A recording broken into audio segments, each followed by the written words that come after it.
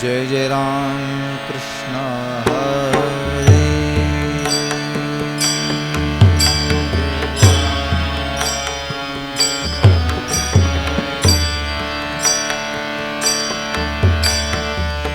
जय जय राम कृष्ण हरे।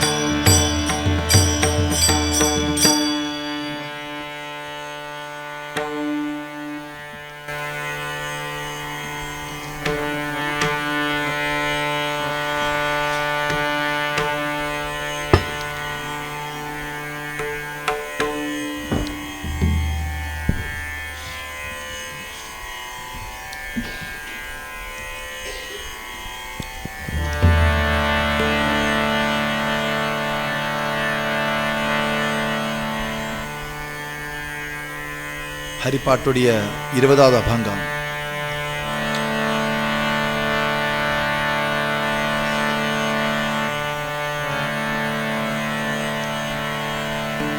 நான் பாடுறேன், எல்லாம் திரும்பி சொல்லலாம், அதுக்கப்புறம் பாடு. வேத சாஸ்திர பிரமாண ஸ்ருதி चे वचन एक नारायण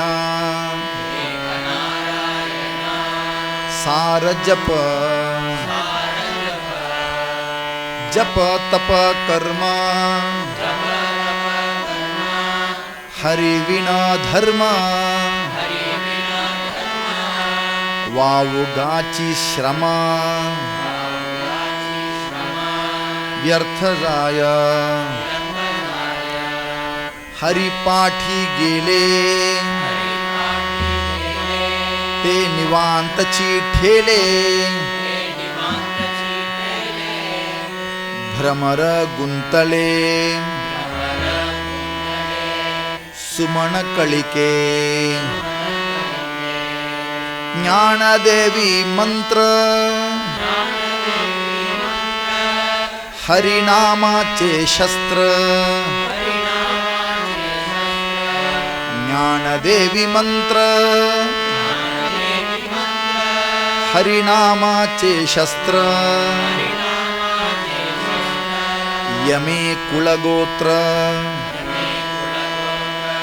वर्जियेले हरिमुखे म्हणा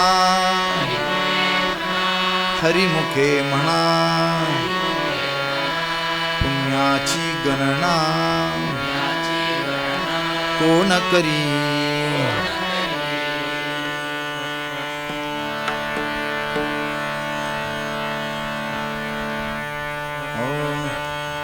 वेदशास्त्र प्रमाण श्रुतीचे वचन वेदशास्त्र प्रमाण वेदशास्त्र प्रमाण श्रुतीचे वचन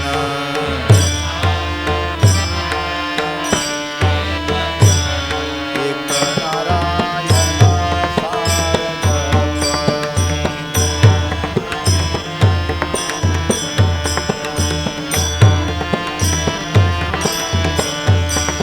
जप तप कर्म हरि विना धर्म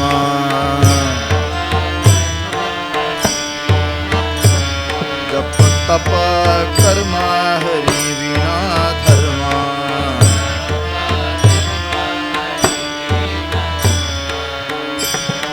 श्रम व्यर्थ जाय वावुगाची श्रम व्यर्थ जाय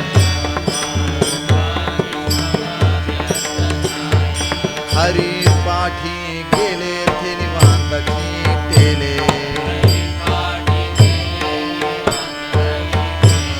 हरि पाठी गेले ते निवांतची ठेले भ्रमर गुंतळे सुमन कळिके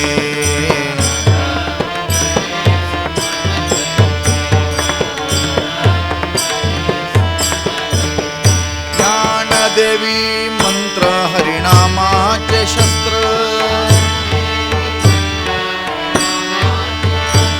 ज्ञानदेवी मंत्र हरिनामाचे शस्त्र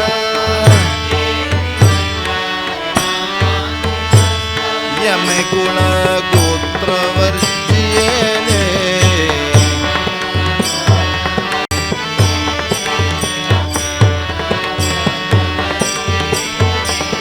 हरिमुखे म्हणा हरिमुखे म्हणा हरिमुखे म्हणा हरिमुखे म्हणा पुण्याची गणना कोण करी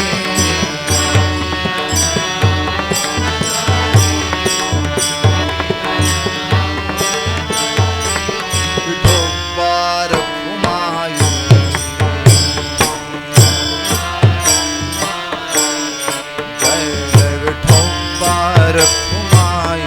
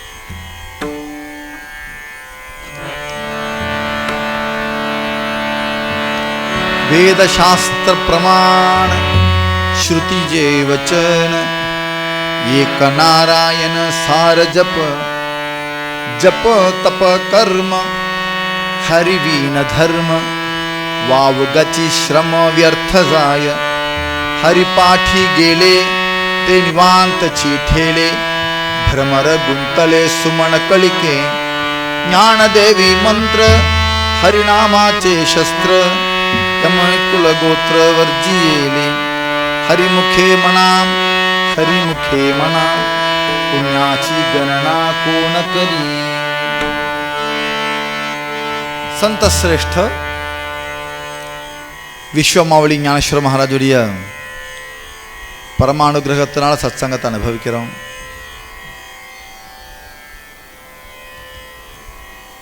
இருபதாவது அபங்கம்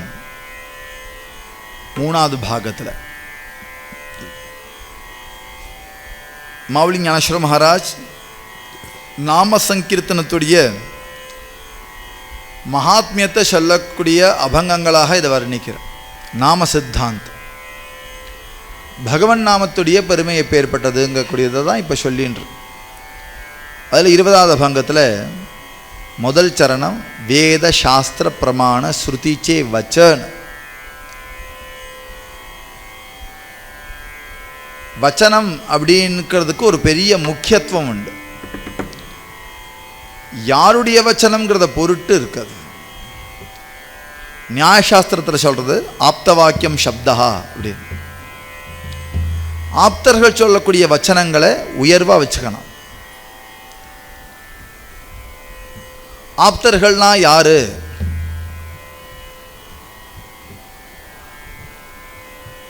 ஆப்தர்கள்னா நம்மளுடைய ஹிதத்தை நாடுபவர்கள் ஆப்தர்கள். நமக்கு நன்மையை எதிர்பார்த்து சொல்லக்கூடியவர் ஆப்தர்கள். நன்மை எது? நன்மை எதா? நான் வேத சாஸ்திரங்கள் எது சொல்வதோ அந்த எதை காட்டுறதோ அது நமக்கு நன்மை.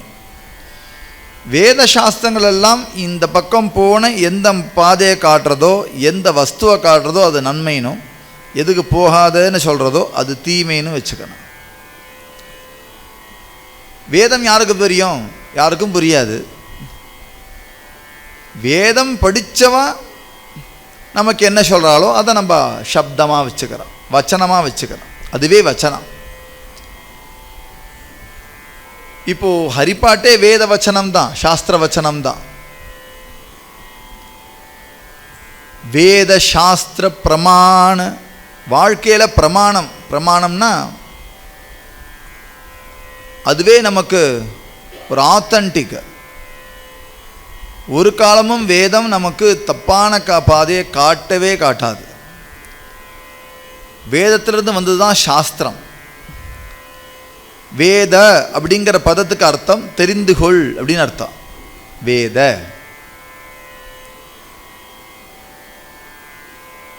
தெரிந்து கொள்ளும் பொருளுக்கு வேதம். வேதனா தெரிந்து கொள் அப்படின்னு அர்த்தம். ரிக்வேத, யஜுர்வேத, அதர்வவேத, சாமவேத. இதுக்கு ஒரு வேதங்கிற சப்தத்துக்கு நிர்வச்சனம். இஷ்டப்பிராப்தி அனிஷ்ட பரிகாரையோகோ அலௌகிக்கம் உபாயம் யோ வேதயதி சவேத அப்படின்னு உபாயம். அதோட நிர்வச்சனம்னு சொல்லுவோம் சம்ஸ்கிருதத்தில். வேத அப்படின்னா அதுக்கு பொருள் என்ன? தெரிந்துகொள்னு சொல்லிட்டேன் சின்னதா. எதை தெரிந்துகொள் அப்படிங்கிறதுக்கு சாஸ்திரம் ஒரு வாக்கியம் கொடுக்கறது. இஷ்டப்பிராப்தி அனிஷ்ட பரிகாரையோகோ அலௌகிக்கம் உபாயம் யோ வேதயதி.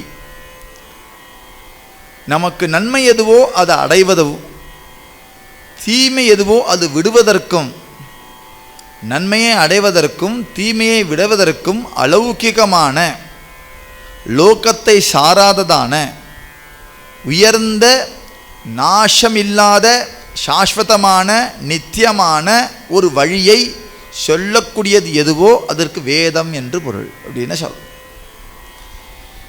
நமக்கு நன்மை எதுவோ அது பெற்றுத்தரவும் தீமையை விடவும் இருக்கக்கூடிய, தீமையை விடுவதற்கும் உண்டான உயர்ந்ததான, சிரேஷ்டமான, சாஸ்வதமான, அழிவில்லாத வழியை யாரு காட்டித் தருவார்களோ அதுக்கு வேதம் என்று பேர். அலௌகிகம் உபாயம்.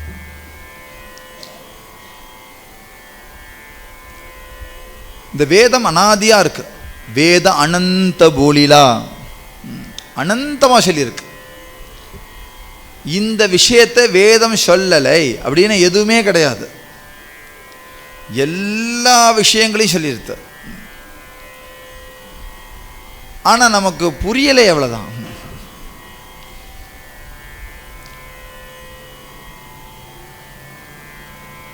வேதம் சம்பன்னனாக இருக்கு. சம்பன்னா ஸ்ரீமந்தனாக, செல்வ செழிப்பாக இருக்கு. இருந்தாலும் கூட மாவுளி ஞானேஸ்வர மகாராஜ் ஒரு விஷயம் சொல்றார். கிருப்புண ஐசா ஆனனாகி, கொஞ்சம் கஞ்சத்தனமும் பட்டுடுத்தோ அப்படிங்கிறார். வேதம் செல்வ செழிப்பாக இருந்தும் கூட கஞ்சத்தனம் உடையவனாக ஆயிடுத்து. ஏன்? நான் ஒரு வர்ணத்துக்கு போக மாட்டேன், நான் இந்த 3 வர்ணங்களை தான் பார்த்துப்பேன் அப்படின்னு சொல்லிடுது. ஸ்திரீ சூத்ராதிகளுக்கு வேத நான் போகலை, அதனால் அவளை சம்சாரத்திலே இருக்க வச்சுட்டேனேன்னா வேதமே கவலைப்பட்டு தான், ஐயோ நம்ம ஸ்திரீ சூத்ரர்களுக்கு போகாமல் அவர்களை சம்சாரத்தில் மூழ்கிட்டோமே அப்படின்னு வேதத்துக்கு கவலை வந்து, அந்த வேதமே எந்த வேதம் பகவானுடைய மூச்சுக்காற்றில் வந்ததுன்னு சொல்லப்படுகிறதோ அதே வேதம் தன்னுடைய அந்த கஞ்சத்தனத்தை உணர்ந்து அதை சரி பண்ணிக்கிறதுக்காக திருப்பி அவதாரம் எடுக்கணும்னு டிசைட் பண்ணி சங்கல்பம் எடுத்துண்டு பகவானுடைய வாக்குனால வந்தது. அதுக்கு பகவத்கீதான பேர். பகவானுடைய மூச்சு காற்றிலிருந்து வந்தது வேதம், பகவானுடைய வாக்கிலிருந்து வந்தது கீதை. எப்படி வேதத்தில் காண்டத்ரயம் இருக்கோ, கர்ம காண்டம், உபாசனா காண்டம், ஞான காண்டம்னு காண்டத்ரயம். கர்ம காண்டம்ங்கிறது இன்னத்தை செய்யணும், உபாசனா காண்டம் இன்னதை பின்பற்றணும், இந்த வழிபாடு இப்படியாக நடத்தணும். ஞானம் இந்த வழிபாட்டின் மூலமாக நீ இதை அடையணும். கர்மா செஞ்சே வழிபாடு மூலமாக ஞானம். 3 காண்டம். எப்படி இந்த 3 காண்டம் வேதத்தில் இருக்கோ, இந்த வேதத்தில் 3 காண்டங்களை எப்படி பிரிச்சிருக்கானா சம்ஹிதா, பிராமணம், ஆரண்யகம், உபனிஷத் அப்படின்னு 4 பாகங்களாக இந்த 3 விஷயத்தை. பொதுவாக பிராமணன் சம்ஹிதை இது 2ம் கர்மகாண்டத்தையே சொல்லக்கூடியது. ஆரண்யக்கத்தில் உபாசனா காண்டம் சொல்லக்கூடியது, உபனிஷத் ஞான காண்டம் சொல்லும். இந்த 3 காண்டங்களும் வேதம் எதை சொல்லித்தோ அதே 3 காண்டங்களை யோகமாக ஆக்கி பகவத்கீதை கர்மயோகம், பக்தி யோகம், ஞான யோகம்னு சொல்லியிருக்கு. அதே வேதமே வேத சாஸ்திர பிரமாணம். இந்த வேதம் எதை பிரமாணமாக கொண்டிருக்கு? வேதம் தான் நமக்கு பிரமாணம். வேதம் எதை பிரமாணம்னா அது பகவத் சாட்சாத்காரம் தான் பிரமாணம். அதுக்கு பகவானை எப்படி அடையிறதுங்கிறத, பிரம்மத்தை எப்படி போகிறதுங்கிறதுக்கு நிறைய வழிமுறைகள் சொல்லியிருக்கு. நம்மளுடைய வழி அந்த வேத மார்க்கங்கள் இருக்கான்னு பார்த்தா பின் அது பிரமாணம். வேதம் இதெல்லாம் சொல்லலைப்பா சொன்னால் அது நமக்கு பிரமாணம் இல்லை. சுப்பிரமணியனை சூப்பிரமணியன் அப்படின்னு மாற்றி பேர் வச்சுட்டாப்புல சூப்பராகிடுவான் அப்படின்னு சொல்லினான்னா அது வேதத்தில் பிரமாணம் இல்லையாப்பா. வேதம் இப்படி ஸ்பெல்லிங்கை மாற்றிண்டா உயர்ந்துடுவே அப்படின்னு வேதம் ஒன்றும் சொல்லலை நமக்கு. SUBRAன்னு போடணும் சுப்ர அப்படின்னா, SOOBRU சூப்பிரமணியன் அப்படின்னா அவனை சூப்பராகிடுவார் அப்படின்னா அது வேதம் சொல்லலையே. அதே மாதிரி இன்னென்ன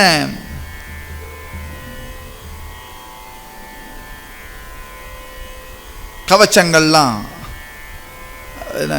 புதுசாக யந்திரங்களை வாசலில் வச்சுட்டா அப்படியே வந்து கொட்டிடும் சொல்கிறாரு. அது வேத மார்க்கம் இல்லை. வேத மார்க்கம் எதுனா சாஸ்திரங்கள்னு ஒன்று இருக்கு, வேதாங்கங்கள்னு ஒன்று இருக்கு. அதன்படி சாஸ்திரப்படி அது அந்த சாஸ்திரங்கள் வேதத்தை புரிஞ்சுக்கிறதுக்கு தான் மார்க்கமாகி சாஸ்திரமாக கொண்ட. சாஸ்திரம்னா என்ன அர்த்தம்? சாசனாய திராணனாயச்ச சாஸ்திரம். நம்மளை காப்பாற்றுறதுக்கு நம்மளை வழி சாசனம், நமக்கு இதுதான் இப்படி நடந்துக்கோ இப்படி செய் அப்படின்னு உபதேசம் பண்ணுறதும், இப்படி உபதேசத்தை தவறிட்டோம்னால் அவனை காப்பாற்றுறதுக்கும் சாஸ்திரம் இருக்கு. சாசனாய உபதேசம் பண்ணோம், இதான் சாசனம். சாசனம்னா கான்ஸ்டியூஷன் பேர். சாசனம் பண்ணுறது, இன்னத்தை செய் இன்னத்தை செய்யாதே அப்படின்னு விதி நிஷேதங்கள் சொல்லும். இப்படி தான் நடந்துக்கணும், இப்படி நடந்துக்கூடாதப்பா, இப்படி நடந்துக்கூடாது, இப்படி தான் நடந்துக்கணும், இதுதான் தப்பு, இது தப்பு, இது கரெக்டு, இது கரெக்டுன்னா என்ன புண்ணியம்னு அர்த்தம், தப்புன்னா என்ன பாபம்னு அர்த்தம். இது புண்ணியம்ப்பா, இது பாபம்.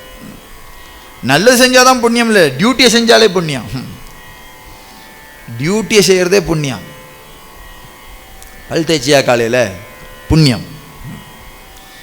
எப்படி தேய்ச்ச அதில் பாபம் இருக்கு. குளிச்சா புண்ணியம், எப்படி குளிச்ச அதில் பாபமும் இருக்கு. என்ன அர்த்தம்னா, இப்படியாக குளி, இப்படியாக பல் விளக்கு, இப்படியாக அமர்ந்து கொள், இப்படியாக கைகால் அலம்பிக்கோ, எப்போ எப்பெல்லாம் கைகால் அலம்பிக்கணும், எப்போ எப்பெல்லாம் வாயு கொப்பளிக்கணும், எப்போ எப்பெல்லாம் கை அலம்பிக்கணும், எதுக்கப்புறம்லாம் கை அலம்பிக்கணும், எதுக்கப்புறம் கால் அலம்பக்கூடாது, எதுக்கப்புறம் எதுக்கு முன்னாடி கால் அலம்பணும், எதுக்கு அப்புறம், இது நிறைய இருக்கப்பா, சொல்லிகிட்டே இருக்கு. அது இதெல்லாம் எப்படி படித்து தெரிஞ்சுக்கிறதுனா முடியவே முடியாது. பின்ன பெரியவர்கள் அதன்படி நடப்பார்கள், அதன்படி நம்ம நடந்தாலே போகிறோம். மகாஜனோ ஏனகதாக சம்பந்தாக சபந்தாக, பெரியவர்கள் நடந்த பாதையில் போகிறது தான் சாஸ்திரம். நமக்கு பெரியவர்கள் இப்படிலாம் இருந்து வாழ்க்கையில் சுகமயமாக இருந்தார். வாழ்க்கையில் அவர்கள் பல இன்னல்களை பார்த்தும் கூட தன்னுடைய சாந்தத்தை, அமைதியை குலைச்சிக்கலை. பெரியவர்கள் பல விஷயங்களை கண்டும் கூட தன்னுடைய உபாசனையை விட்டு கொடுக்கல. அவர்கள் கடைசி பரியந்தம் அவர்கள் தன்னுடைய பக்தியிலேயே இருந்திருக்கா, டிட்டாச்சாக இருந்திருக்கா. நான் சொல்றதெல்லாம் பெரியவா இருந்தான்னா அவ பெரியவா படி இருந்திருக்கான, அப்படிதான் இருந்தாவா. ஒரு ஒரு மெஜஸ்டிக்காக பெரியவா. அவெல்லாம் வாழ்ந்து காட்டி நான் சாஸ்திரப்படி என்ன போனாலும் தான் அதிலேருந்து மீறது இல்லை. என்ன சாப்பிடணுமோ அதுதான் சாப்பிடுவா, எப்போ சாப்பிடணுமோ அதுதான் சாப்பிடுவா. அதற்கு மேலே வேண்டாம், இந்த காலம் வேண்டான்னு அந்த காலம் வேண்டாம், இந்த காலம் சாப்பிடணும் அந்த காலம் சாப்பிடணும். இப்படின்னு டே டு டே லைஃப்பில் இருக்கக்கூடிய கர்ம யோகம் இதெல்லாம். அதே மாதிரி பக்தியில் கூட ஒவ்வொரு பண்டிகைகளும் அவளுடைய கொண்டாடும் முறை இன்னைக்கு நம்ம கொண்டாடுற முறை. தீபாவளினா நம்ம பெரியவர்கள் கொண்டாடின முறை எப்படி இருந்தது, பண்டிகைகள் நம்ம பெரியவா கொண்டாடும் முறை, சமைச்ச விதம் எப்படி இருந்தது, எப்படி சமைச்சா, ஏதாவது ஒரு ஸ்தோத்திரங்கள் சொல்லிண்டே நாம சொல்லிண்டே சமைக்கிறது, சமைச்சிட்டு நேர நிவேதனம் பண்ணணும். குழந்தையே ஆற்றுல இத்தனை இருந்தாலும் ஹே மாச்சிக்கு நைவேத்தியம் பண்ணிட்டு தரேங்க வந்தாய், இல்லை வா வா வா வா, அந்த குழந்தைகளையும் பக்தியில் ஈடுபடுத்தி ஒவ்வொரு பண்டிகைகளுக்கும் ஒரு சாப்பாடு முறையும் சேர்த்து வச்சு சாப்பாடுங்கிற போகத்தை பக்தி ஆக்கி பாருங்களேன். பங்குனி உத்தரம், ஆடிப்பெருக்கு, பொங்கல், மார்கழியில் இப்போ வந்தாச்சு, விதவிதமாக சுண்டல், விதவிதமாக பொங்கல், சக்கரை பொங்கல், அதுவும் இப்படி நெய் வழிய வழிய போடணும் அப்படின்லாம் சொல்லியிருக்கா. ஒவ்வொரு பண்டிகையும் சாப்பாடோடு சேர்ந்து அதில் ஒரு ஒரு ஐட்டத்தை கலந்து ரசமயமாக தன்னுடைய சம்சாரத்தை பண்ணியிருக்கா. அது பக்தியோடு சேர்த்து, பக்தி ஃப்ளேவர். விநாயகர் சதுர்த்தினா குழக்கட்டை, ஒவ்வொரு அதுவும் இந்த வாத்தாவரணத்துக்கும் கிளைமேட்டுக்கும் இந்த சாப்பாட்டுக்குமே கூட கனெக்ஷன் உண்டு. ஏன் இந்த பூரன் வச்சு மேலே அந்த அரிசி மாவு வச்சு குழக்கட்டை அந்த பண்ணிக்கிறோம்னா அதுக்கு ஆயுர்வேதத்துக்காரா சொன்னால் அவ்வளோ சொல்லுவாவா, ரொம்ப கரெக்டாக பண்ணியிருக்கா. ஒவ்வொரு ஃபங்க்ஷனுக்கும் உள்ள சாப்பாடு அந்த கிளைமேட்டுக்கு நமக்கு தேவைப்படுற சாப்பாடு, அது விதவிதமாக பண்ணி அதை பக்தியோடு சேர்த்து அந்த பக்தியை கடைசி காலம் வரைக்கும் பின்பற்றி ஒரு பொருள்னா கூட, ஒரு சட்டைனா கூட அதில் மஞ்சள் தேய்ச்சி குங்குமம் தேய்ச்சி சுவாமிக்கு அர்ப்பணம் பண்ணிட்டு அப்புறம் போட்டுக்கிறது. ஒரு புது சட்டை போட்டால் பெரியவாள் நமஸ்காரம் பண்ணுறது, ஒரு ஃபங்க்ஷன்னா கோவிலுக்கு போயிட்டு வர்றது, ஒரு பர்த்டேனா கோவிலில் போய் அர்ச்சனை பண்ணிட்டு வர்றது, பெரியவாளை நமஸ்காரம் பண்ணுறது, இப்படின்னு நம்மளுடைய பக்தியை கர்மாவோடு சேர்த்து கலக்கி வச்சார்கள். ஜேகா மிஸ்ருத விட்டலே, நம்மளுடைய காரியத்தோட விட்டலை மிஸ்ரணம் பண்ணி வச்சிடறோம். பக்தி வேற, இப்போ நமக்கு பக்தி டைம், 6 to 8, 7:30, 6:30 to 8 PM. அதுக்கப்புறம் வேறு டைம். அதுக்கப்புறம் பக்தி இங்கேயே க்ளோஸ் பண்ணிவிட்டு இவாழ்கிட்டே ஒப்படைச்சிட்டு போயிடுறது. அப்படின்னா பண்ணலேவா? மிஸ்ரணமாக இருந்தது. காலையில் எந்தண்டதுலேருந்து எந்தண்ட உடனே நாராயணா கிலகுரு பகவன் நமஸ்தே கஜேந்திர வரதா கோவிந்தா கோவிந்தா ஸ்ரீ ஹரி ஹரி ஹரி பாண்டுரங்கா நாமா சொல்லுண்டு எந்திருக்க. எந்தண்ட உடனே முதல்ல நாம் சொல்கிற வார்த்தை காப்பி இல்லை, நாமா பகவன் நாம. எந்தண்ட உடனே நம்ம வாக்கில் வருது பகவன் நாமமாக இருக்கணும். ஸ்நானம் பண்ணும்போது கூட ஹரி ஹரி ஹரி ஹரி ஹரி கழிப்போம் அப்படின்னு தான் சொல்லுவார். குழந்தைகள்கிட்ட கூட ஹரி ஹரி கழிப்போமா. குளிக்கும்போது பகவன் நாமம், சாப்பிடும் போதும் பகவன் நாமம். இப்படின்னு அந்த பக்தியே வாழ்க்கை முறையில் அந்த உபாசனத்தை வச்சா. கர்மா ஆச்சு, உபாசனமாச்சு, பக்தி ஆச்சு, ஞானம். அந்த காலத்தில் அவ்வளவுங்க பெத்த குழந்தைய பாராட்டிட மாட்டோம். என்கரேஜ் பண்ணுறது வேறு, ப்ரைஸ் பண்ணுறது வேறு. இப்போ என்கரேஜ் நினச்சி புகழ்ந்து தள்ளுறோம், அதுக்கப்புறம் குழந்தை கீழே போயிடும். என்கரேஜ் பண்ணலாம், ஆனால் ப்ரைஸ் பண்ணக்கூடாது. ப்ரைஸுங்கிறது ரொம்ப உயர்வாக காட்டுறது அவனை, என்கரேஜுங்கிறது ஊக்கம் கொடுக்கறது அவனை. ரெண்டுத்துக்கும் நிறைய வித்தியாசம் இருக்குது. இப்போ உயர்வாக காட்டுறது தான் ஊக்கம் நினச்சின்னு இருக்கான்.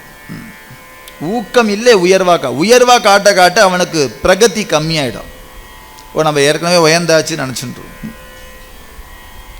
பிரகதி கம்மியாயிடும். அதே நேரத்தில் டிட்டாச்டு அட்டாச்மெண்ட், அந்த தாம்பத்தியத்தில் இருக்கக்கூடிய பாண்ட், அதில் இருக்கக்கூடிய அளித்தம், அதுக்கு மேல் இருக்கக்கூடிய தாம்பத்தியம். நான் சொல்கிறது எந்த அளவுக்கு புரியுமோ தெரியாது. ஏன்னா நான் எல்லாம் சான்ஸ்கிரிட்டைஸாக சொல்கிறேன், எனக்கு தமிழ் புரியலை. இதில் எப்படி பேசினா அந்த வார்த்தைக்கு கரெக்டான தமிழ் வரும்னு தெரியல. அளித்தம் தாம்பத்தியம்னு ரெண்டு வார்த்தை. அளித்தம்ங்கிறது டச் இல்லாமல் இருக்கிறது, பவுண்டாக இருக்கிறது, ரெண்டும் சேர்ந்து இருந்தது. இப்போ ரொம்ப ஓவரான செலிப்ரேஷன் முதல் 5 வருஷத்துக்கு, அப்புறமா ஓவராக பிரிஞ்சு போயிடுது. இப்படி நம்ம வாழ்க்கை முறை இல்லை. வேதாந்தத்தோட கர்மா இருந்தால் தான் அந்த கர்மாவில் அளித்தம் வரும். இந்த கர்மா ஞானத்தோடு சேர்ந்துருக்கணும். என்றைக்கும் நம்ம தனிதான்னு சொல்லிகிட்டே எல்லாத்தையும் பழகணும். தனதாரா புத்திர ஜன தாரா புத்திர பந்து சோயரே பீஷுனா பந்து சோயரே சர்வமித்யா ஹே ஜானுனா சர்வமித்யா ஹே ஜானுனா शरणरिघा देवासी शरणरिघा देवासी शरणरिघा देवासी शरणरिघा देवासी शरणरिघा देवासी शरणरिघा देवासी. நாம்தேவ் மகாராஜ் எழுதின அபங்கம் என்ன எழுதியிருக்காரு? இந்த அபங்கத்தில் காலங்காலத்தில் நாங்கள் 5 மணிக்கு இந்த அபங்கத்தை பாடுவோம். 5 மணிக்கு காலையில் காக்கடா ஆரத்தியில் இருக்கு. தனதாரா புத்திர ஜன. காலையில் எழுந்துட்ட உடனே பேங்க்ல இருந்து மெசேஜ் வருது, கிளிங் கிளிங், பேலன்ஸ் இவ்வளவு. காலையில் எழுந்துட்ட உடனே ஞாபகப்படுத்துகிறான் சம்சாரத்தை, பேலன்ஸ் இவ்வளவு தான் இருக்குது. ஓடு ஓடுங்கிறானா, போரும் போருங்கிறானான்னு நமக்கு எப்படி தெரியும்? அவாவே ஆட்டிடியூடு. ஆனால் நாம்தேவ் மகாராஜ் சொல்கிறார், தன பணமோ, தாரா மனைவியோ, புத்திரஜன புத்திரர்களோ, பந்து சோயிரே பிஷுனா உறவினர்களோ, இல்லைனா நண்பர்களோ, சர்வ மித்யா ஹே ஜானூன. எல்லாரும் ஒரு நாளை நீ விட போற, இல்லாட ஒன்னாவா விட போற. இதை தெரிஞ்சு கொண்டே ஜானூன, இதை தெரிந்து கொண்டு சரணரிகா தேவாசி பகவான்கிட்ட சரணாகதி அடை. சொன்னவர் யார் தெரியுமா? எல்லாத்தையும் விட்டவர் இல்லை, எல்லாரையும் வச்சுட்டு 15 மெம்பர்ஸ் நாம்தேவ் மகாராஜ் ஃபேமிலியில். 15 மெம்பர்ஸ். நாம்தேவ் மகாராஜ், அவள் ஆத்துக்காரி, அவள் அப்பா, அவள் அம்மா, 4 குழந்தைகள், அவளுடைய 4 மருமாள், அப்புறம் அக்கா, ஒரு பொண்ணு ஜனாபாய். 15 மெம்பர்ஸ், ஒரே வீடு. அவர் என்ன சொல்கிறார்? மித்யா ஹே ஜானூன. மித்யானதும் காட்டுக்கு போயிடல, சன்னியாசி வாங்கல, ஜானூன்னு தெரிந்துண்டே அதுக்குள்ளே இரு. தெரிஞ்சுட்டா போகிறோம். கரண்ட்டு ஷாக் அடிக்கிறதுன்னு தெரிஞ்சுட்டா போகிறோம். நீ கரண்ட் கனெக்ஷனே இழுக்காமல் எப்படி இருக்க முடியும்? ஜாக்கிரதையாக இருக்கணும் மாத்திரம் தெரிஞ்சா போகிறோம். தொட்டா ஷேக் அடிக்கும், தெரிஞ்சுட்டா போகிறோமே. கரண்ட் கனெக்ஷனே இழுக்காமல் இருக்கணுமா? நம்ம கேஸ் இப்போ லீக் ஆனால் வெடிச்சிரும். வீட்டை சுற்றி எல்லாம் ஆபத்து தான். மேலே ஃபேன் ஓடுறது, பேரிங் போச்சுன்னா கீழே விழுந்து. ஒவ்வொன்றுத்துக்கும் சுற்றி வேற பாருங்களேன், எல்லா ஆபத்தும் சுற்றி வேற இருக்க தான் இருக்கான். அதை எப்படி ஹேண்டில் பண்ணணும்னு தெரிஞ்சுட்டா நம்மளை நிபுணர்களாம், அதை வச்சு மேஜிக் பண்ணலாம் இல்லையா?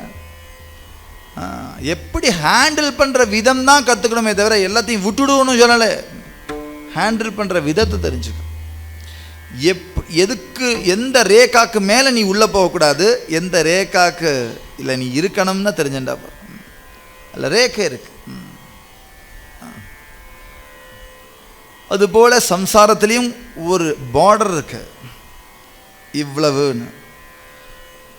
ஸ்ரீ அண்ணா நம்ம குருநாதர் வைஷ்ணவ தர்மம், பாகவத தர்மத்துடைய லக்ஷணங்களை பற்றி சொல்கிறார். வைஷ்ணவ பாகவத தர்மத்துடைய லட்சணம். ஒரு பாகவதன், ஒரு வைஷ்ணவன் எப்படி இருக்கணும் அப்படிங்கிறதுல நிறைய லட்சணங்களில் ஒரு என்ன தெரியுமா? அதில் ஒன்று சொல்கிறேன், இதுக்கு சம்பந்தமான. சொந்த வீட்டில் கெஸ்ட்டு மாதிரி இரு அப்படின்னு சொல்லியிருக்காரு. நான் அடிக்கடி யோசிப்பேன், அடிக்கடி மறந்தும் போயிடும். ரொம்ப ஆச்சரியமான, ரொம்ப சத்தியமான வார்த்தை. வாஸ்தவத்தில் கெஸ்ட்டு தான் உண்டா இல்லையா? வாஸ்தவத்தில் கெஸ்ட்டு தான். இந்த சரீரத்துக்குள்ளே வரக்கூடிய கெஸ்ட்டு தான் நம்ம. ஒரு தேகம் லீஸுக்கு கொடுத்துருக்கான், சொந்தத்துக்கு ஒன்றும் கொடுக்கல. ஞாபகம் வச்சுக்கோங்க. நிறைய ரூமை பூட்டி போட்டிருக்கான், உள்ளே கூட பார்க்க முடியல. தேகத்தில் எசிட்டினரி ரைட்ஸ், என்ஜாய்மெண்ட் ரைட்ஸ் வச்சுன்னு இருக்கான். We are not owner of this body. Enjoyment rights வச்சுன்னு இருக்கான். கிளம்பினா கிளம்ப வேண்டியதான், வானா வர வேண்டியதான், போனால் போக வேண்டியதான். நம்ம ஒன்றும் அதில் நிர்ணயம் பண்ணுறதுக்கு இன்னும் இல்லை.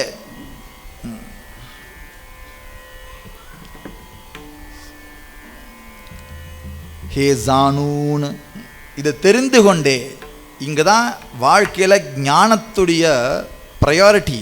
நமக்கு ஞானம் இல்லை வச்சுக்கோங்க, சுக்க துக்கத்தில் மூழ்கி போயிட வேண்டியதான். அடிக்கும் அலை மாதிரி, இங்கே அடிக்கும் அங்கேயும் அடிக்கும், மாறி மாறி முங்க வேண்டியதான். நமக்கு சமாதானம் கிடைக்காது. ஞானம்ங்கக்கூடிய ஒரு கவச்சத்துக்குள்ளே இருக்கிற வரைக்கும் நம்ம சேஃப். இப்போ மார்கழி வந்தாச்சு, இப்போ ஸ்வெட்டர் போட்டிருக்கிற காலம் வந்தாச்சு, மஃப்ளர் போட்டுக்க வேண்டிய காலம் வந்தாச்சு. இதாவது தேவையில்லை. நீங்கள் யூகேக்கு போனாலோ, இப்போது அமெரிக்கா போனாலோ, கனடா போனாலோ வீட்டுக்குள்ளேருந்து வெளில வர முடியாது. வீட்டுக்குள்ளே இருக்கிற வரைக்கும் சேஃப். நாட்டை விட்டு கடந்துடும். எவ்வளோ குளிர், -30ங்கிறான். -30யா? எங்களுக்கு +34 போயின்னு இருக்கு. -30யா? ஆமாம், வெந்நீர் எடுத்து விட்டால் அப்படியே ஐஸ் கட்டியாக கீழே விழுறது, விட்ட மாத்திரத்தில் ஐஸாகி கீழே விழுறது. எப்படிப்பா அங்கெல்லாம் உயிரோடு இருக்கு? எங்கள் வீட்டிலலாம் ஹீட்டர் போட்டிருக்கோம். என்னையா நாடு, கிளம்பி வாயா. சூப்பர் நாடு சார், பிரமாதமாக இருக்குங்க. எப்படி அவன் அந்த சஸ்டைனபிளை எடுத்துட்டானா, அதை எதிர்கொள்ள மாதிரி ஒரு அட்மாஸ்பியரை அவனுக்குள்ளே தயார் பண்ணிட்டான். வெளியில் என்னனாலும் நடக்கட்டும், உள்ள ஹீட்டர் போட்டுட்டா ஒன்றுமே தெரியாத. வெளியில் மே ஏப்ரல் மேலே துபாய் அபுதாபிலாம் போனேன்னா, இந்த யுஏஇ கண்ட்ரிஸ் போனேன்னா வெக்க போட்டு தீர்க்கும். என்னன்னா +45, 52, 52வா? ஆமாம். என்னையா எப்படியா இருக்கேன்னு. ரூம்குள்ளே ஃபுல்லாக சென்ட்ரலைஸ் ஏசி, வெளியில் என்ன நடந்தாலும் நமக்கு ஒன்றும் தெரியாது. ஏன்னா அவனுக்குள்ள சூழ்நிலையை சரி பண்ணிட்டான். நம்ம என்ன நினைக்கிறோம், ஒரு சுக்கத்துக்கும் துக்கத்துக்கும் யாரையோ ஒருத்தரை இந்த கையால் காட்டுறான். இதுதான் சுக்கம், இதனால தான் துக்கம், இதுதான் சுக்கம். ஏதோ கையை காட்டிகிட்டே இருக்கிற வரைக்கும் நம்மளால் சுக்கத்தை வாழவே முடியாது. எது கையை காட்டித்தோ அது கொஞ்ச நேரத்தில் துக்கமாக மாறிடும். கையை காட்டி முடிக்கிறதுக்குள்ளே துக்கமாக மாறிடும். இங்கே கையை காட்டி முடிக்கிறதுக்குள்ளே துக்கமாக மாறிடும். எது இன்னைக்கு சுக்கமாக இருக்கோ நாளைக்கு துக்கமாக ஆறுது அந்த வஸ்து, அதே வஸ்துவே. அப்போ சுக்க துக்கங்கிறது வெளியிலிருந்து நம்ம பார்க்குற மாதிரி இல்லை. எப்பேற்பட்ட சுக்க துக்கங்கள் இருந்தாலும் நம்மளை உள்ளுக்குள்ளே ஞான போர்வைக்குள்ளே நம்ம இருந்தோமானால் அது சஸ்டைனபிளாக இருக்கலாம். அதனால் உபாசனா முக்கியம், ஞானமும் முக்கியம். ஞானம் ஏன்னா உன்னுடைய பக்தியை ப்ராக்டிக்கலாக பார்க்கணும்.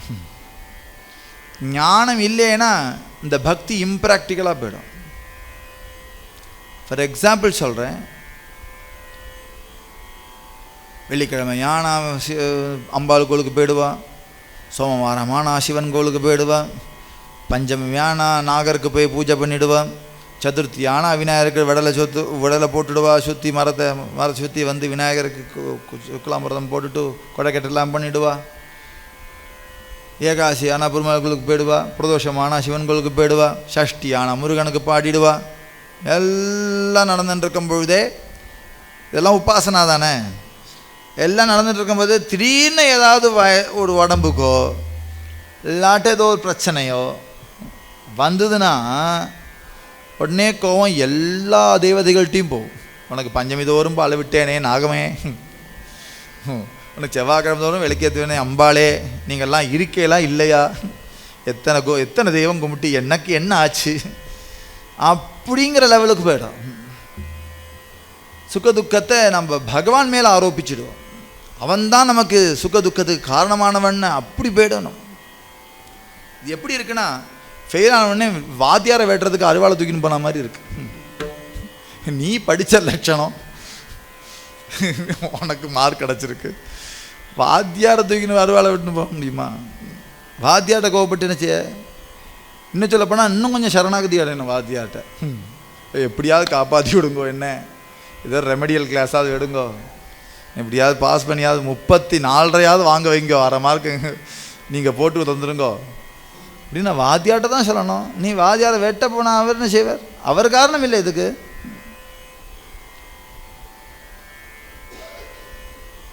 உபாசனா திடமாக இருக்கணுமானால் அது ஞானத்தோடு கலந்துருக்கணும். ஞானம் கலக்கலைன்னா அந்த உபாசனா மூட பக்தியாக போயிடும். அப்போது கர்மா எல்லாரும் தான் செய்கிறா, எல்லாரும் குளிக்கிறோம், எல்லாரும் கல்யாணம் பண்ணிக்கிறா, எல்லாரும் குழந்தை குட்டிகள் இருக்குது, எல்லாருக்கும் வேலை கிடைக்கிறது, எல்லாருக்கும் சம்பாத்தியம் இருக்குது, எல்லாரும் சாப்பிட்றா தூங்குறா, எல்லாம் இருக்குது. அதில் தாரதமியம் இருக்கலாம், ஆனால் எல்லாரும் நான் சொல்கிறத செஞ்சு தான் இருக்கா. ஒருத்தன் உப்புமா சாப்பிட்லாம், ஒன்று பரம்பக்ஷ பிரமாணம் சாப்பிட்லாம், ஒருத்தன் சாமான்யமாக போய் கையேந்தி பவனில் சாப்பிட்லாம், ஒருத்தன் 5 ஸ்டார் ஹோட்டலில் சாப்பிட்லாமா இருக்கும். ஆனால் 2 பேரும் 4 இட்லி தான் சாப்பிட போகிறான், 5 இட்லி தான் சாப்பிட போகிறான். அவள் வயறு முறை வரைக்கும் தான் சாப்பிட போகிறான். சாப்பாடு, தூக்கம், சம்பாத்தியம், விருத்தி, இதெல்லாம் எல்லாருக்கும் சமமாக இருக்குது. ஆனாலும் கூட இந்த சமதா ஒவ்வொருத்தருக்கும் பக்தியின் மூலமாகத்தான் அந்த காரியம் யோகமாக மாறும். இல்லைன்னா எல்லாரும் மோட்சப்படலாமே. பகவத்கீதையில் கர்ம யோகம்னு ஒரு யோகம் இருக்கு. ஆக்ஷன்ஸே கர்மாவே பகவான் அடைஞ்சு விடலாம். கர்ம யோகம்னே பேர் இருக்கு. எப்படி ஆக்ஷன்ஸ் வெறும்னே பல் தேய்ச்சான், குளித்தான், சாப்பிட்டான், தூங்கினான், ஆஃபீஸ் போனான் சார், கடைசியாக மோட்சத்துக்கே போயிட்டான் சார். எப்படியா? நானும் அதுதானையா செஞ்சேன், எனக்கு மோட்சம் கிடையாதுங்கிறாளே. ஆமாம், அவன் எப்படி செஞ்சான் பாரு. அதில் உபாசனா கலக்காமல் அந்த கர்மா யோகமாக மாறாது. உபாசனா கலக்கிறது தான் கர்ம யோகம். உபாசனா பக்தி, பக்தி கலக்கணும். அந்த பக்தி திடமாக கடைசி வரைக்கும் இருக்கணும்னா அதில் ஞானம் கலக்கணும். இது மூணும் சேர்ந்து ஒரு பேக்காக இருக்கணும். இதுதான் வரக சம்பிரதாயத்துடைய பேக். இது மூணும் சேர்ந்து இருக்கணும். இது எதுவும் விட்டு இல்லை. சன்னியாசிகள் தான் ஞானம் ஜாஸ்தியாக இருக்கும், கர்மம் உபாசனையும் கம்மியாக இருக்கும். சம்சாரிகளுக்கு கர்மா ஜாஸ்தியாக இருக்கும், அந்த கர்மாவில் பக்தி, கர்மா பக்தி மேலோண்டி இருக்கும், ஞானம் கம்மியாக இருக்கும். பெர்மிடேஷன் காம்பினேஷன்ஸில் தான் வித்தியாசமே தவிர, ஆனால் இது ரெண்டும் தேவை இருக்கு. ஞானம் இல்லாத சம்சாரி இருக்க முடியாது, உபாசனா கர்மா இல்லாத சன்னியாசி இருக்க முடியாது. கர்மா இல்லாமல் சன்னியாசி இருக்க முடியுமா? இருக்க முடியாது. ஏன்னா இங்கேருந்து அங்கே போகிறதே ஒரு கர்மா, அங்கேருந்து இங்கே வரதே ஒரு கர்மா, பிராணாயாமமே ஒரு கர்மா. மேலே போயிட்டு வருதா இல்லையா? அது காரியம்தான். மூச்சு வரதே கர்மா தானே. காரியத்தை மொத்தமாக ஒழிக்க முடியாது. காரியம் அவளுக்கு குறைச்சும் ஞானம் மிகுதியாகவும் இருக்கும், நமக்கு ஞானம் குறைச்சும் காரியம் மிகுதியாகவும் இருக்கும். ஆனால் ரெண்டு பேருக்கும் பக்திங்கிறது பொதுவான விஷயம். உபாசனை ரெண்டுக்கும் பொது. இதுதான் சாஸ்திரம் நமக்கு வேதத்திலிருந்து எடுத்துட்டு வந்த சாரம். வேதம் அனந்தமாக சொல்லியிருக்கு. சாஸ்திரம் என்னன்னா கீதா சாஸ்திரம். அது ரொம்ப சுலபமாக 700 ஸ்லோகத்தில் சொல்லிடுத்து. இதுதான் ஸ்ருதியுடைய வச்சனம். சாஸ்திரமும் வேதம் தான் ஸ்ருதி வச்சனம்னு பேர். சாஸ்திரத்தை ஸ்மிருதியும்பா, வேதத்தை ஸ்ருதியும்பா. சாதாரணமாக ரெண்டுத்தையும் ஸ்ருதி வச்சனம்னே சொல்லிடுவார். வேத சாஸ்திர பிரமாண ஸ்ருதி சேவச்சன. வேதம் பிரம்மத்தை காமிக்கிறதுக்கு அனந்தமாக சொல்கிறது, சாஸ்திரம் ஒரு பேக்கேஜ் கொண்டு வருது. அது எல்லா உபநிஷத்துலையும் எடுத்து ஒரு கீதைங்கிற சாஸ்திரம் மூலமாக நம்ம வாழ்க்கையை இப்படி டிஃபைன் பண்ணிடுது. 700 ஸ்லோகத்தில் 18 அத்தியாயங்களில் முனே யோகம் போட்டு வேதம் அனந்தமாக காண்டத்திரயம் எதை சொல்லித்தோ அது சாஸ்திரத்தில் கீதையில் 700 ஸ்லோகத்துக்குள்ளே யோகத்திரயமாக சொல்லி இந்த வச்சுக்கோ சொல்லித்து. அப்படி தானே தேவலை. சின்ன பேக்கேஜ் முழுசாக படித்து சேருவில்.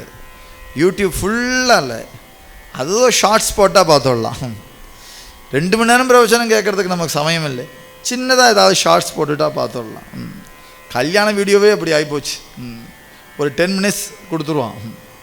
முழுசாக கல்யாணத்தை முழுக்க உட்காந்து பார்க்குறதுக்கு யாருக்கும் பொறுமை இல்லையே. ஒரு 10 நிமிஷம் கொடுத்துருவான். வந்தால் அதை பார்த்தா, இவ பார்த்தா, வாத்தியார் வந்தார், கல்யாணம் முடித்தார், கிளம்பி போயிட்டா. 10 நிமிஷம் முடிஞ்சு போச்சு. எல்லாம் கவர் பண்ணிட்டான், எல்லாரையும் கவர் பண்ணிட்டான். அதான் எடிட்டிங்.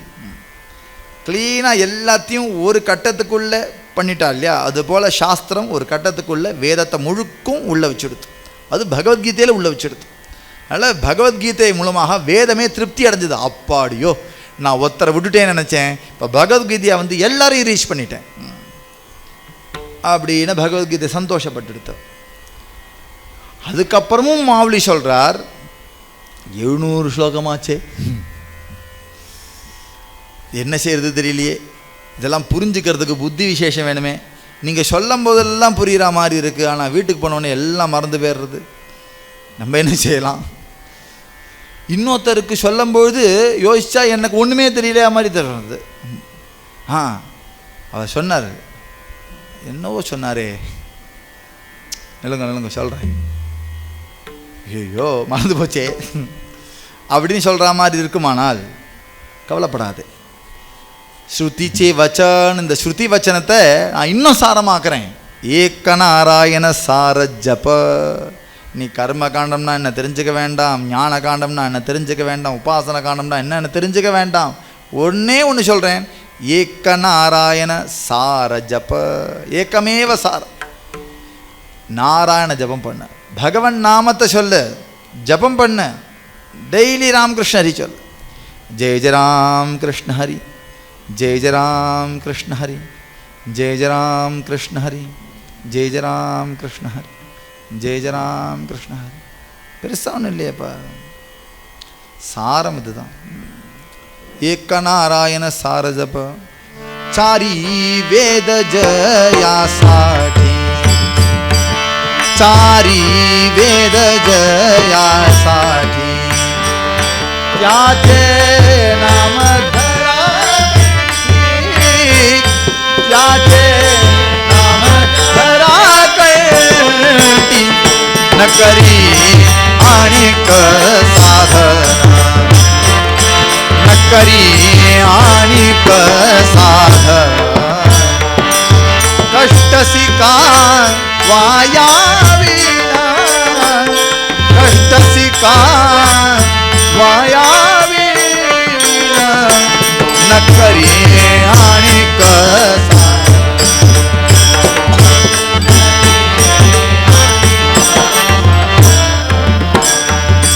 अठरा पुराणाचे पोटी, नामे दिने नाही जोडी, न करी आणिक साधना,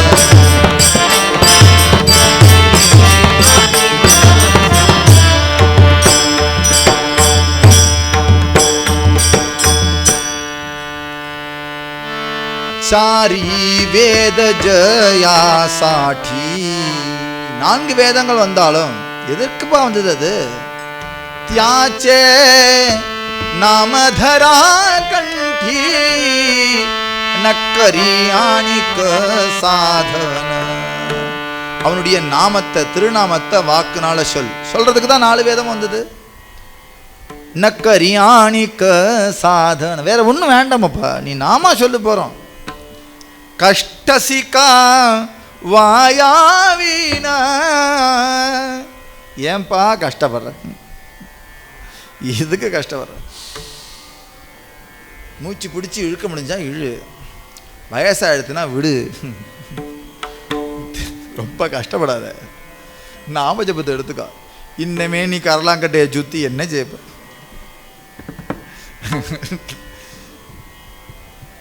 ஓ, முடிஞ்சா ஆயுர்வேதப்படி இரு.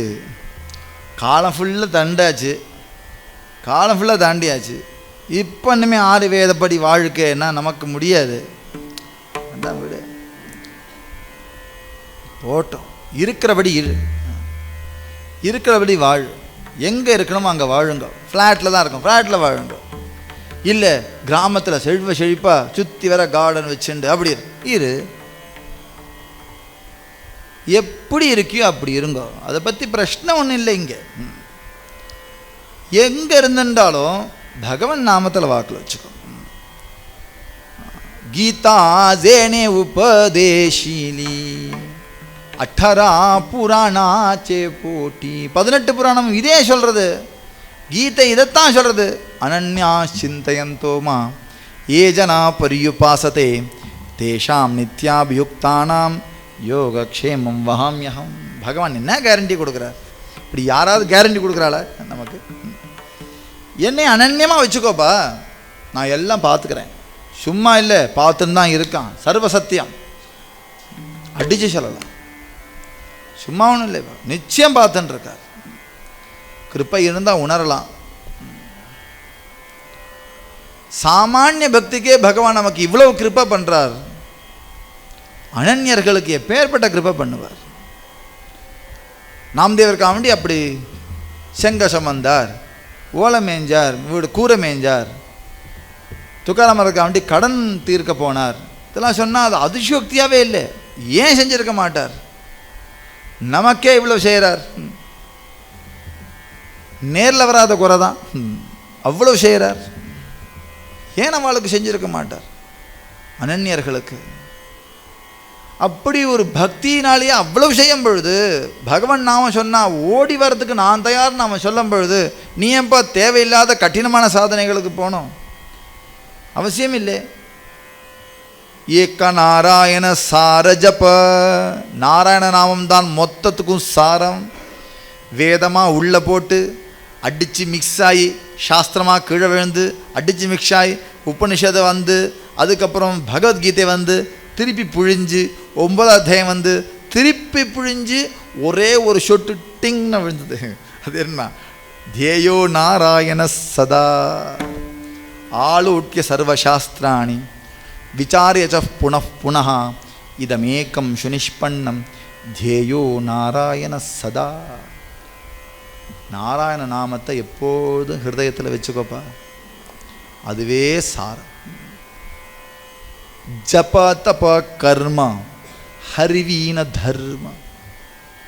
இந்த ஹரிநாமத்தை வச்சுட்டு எதனாலும் செய். இப்போ நான் எதையும் வேண்டாம் சொல்ல, எது முடியுமோ அதெல்லாம் செய்யுங்க.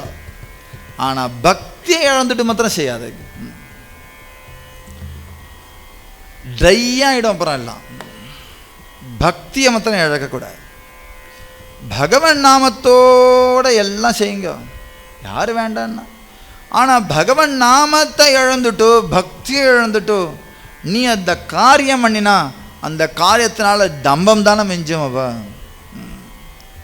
வேற என்ன மிஞ்ச போகிறது? தம்பம் தான் மிஞ்சும், வேற ஒன்றும் மிஞ்சாது. நான் பார்த்தேலா எவ்வளோ பூ போட்டேன், இதெல்லாம் நான் போட்டது தான் பூ. இப்போ நீங்கள் காலையில் வந்து பார்த்துருக்கணும். இப்போ சாயந்தரம் எல்லாம் வதங்கி கொஞ்சம் செட்டில் எடுத்து கீழே வந்துடுது. காலையில் வந்து பார்த்துருக்கணும். அவ்வளோ பூ அங்கே வாங்கினேன், இங்கே வாங்கினேன், இவன்கிட்ட வாங்கினேன், அவன்கிட்ட வாங்கினேன், மொத்தம் பூக்கே இத்தனை ரூபா செலவழித்தேன், அதுக்கு அத்தனை ரூபா செலவழித்தேன். என்ன கதை சொல்கிறேன்னா அர்ச்சனை கதை சொல்லின்னு இருக்கார். இந்த அர்ச்சனை கதையில் இவ்வளவு தம்பம் இருக்குமானால் அதில் என்ன உனக்கு சாதம் கிடச்சதுன்னா பெருமையை தவிர தம்பம் தானே கிடச்சது. செய்ய முடியாதவன்ட்ட நீ பெருமைப்பட்டுக்கலாம், ஒன்ன காட்டிலும் செய்றவன்ட்ட நீ என்ன படுவே? பொறாமப்படுவே. இதான் அதோடைய சாரமா இருக்கு நமக்கு. பக்தியவே ரொம்ப தம்பப்படுத்திட்டா அந்த பக்தியவே இப்படி போயிடும். அதில் தம்பம் இருக்கக்கூடாது. ரொம்ப சிம்பிளா போறோம்.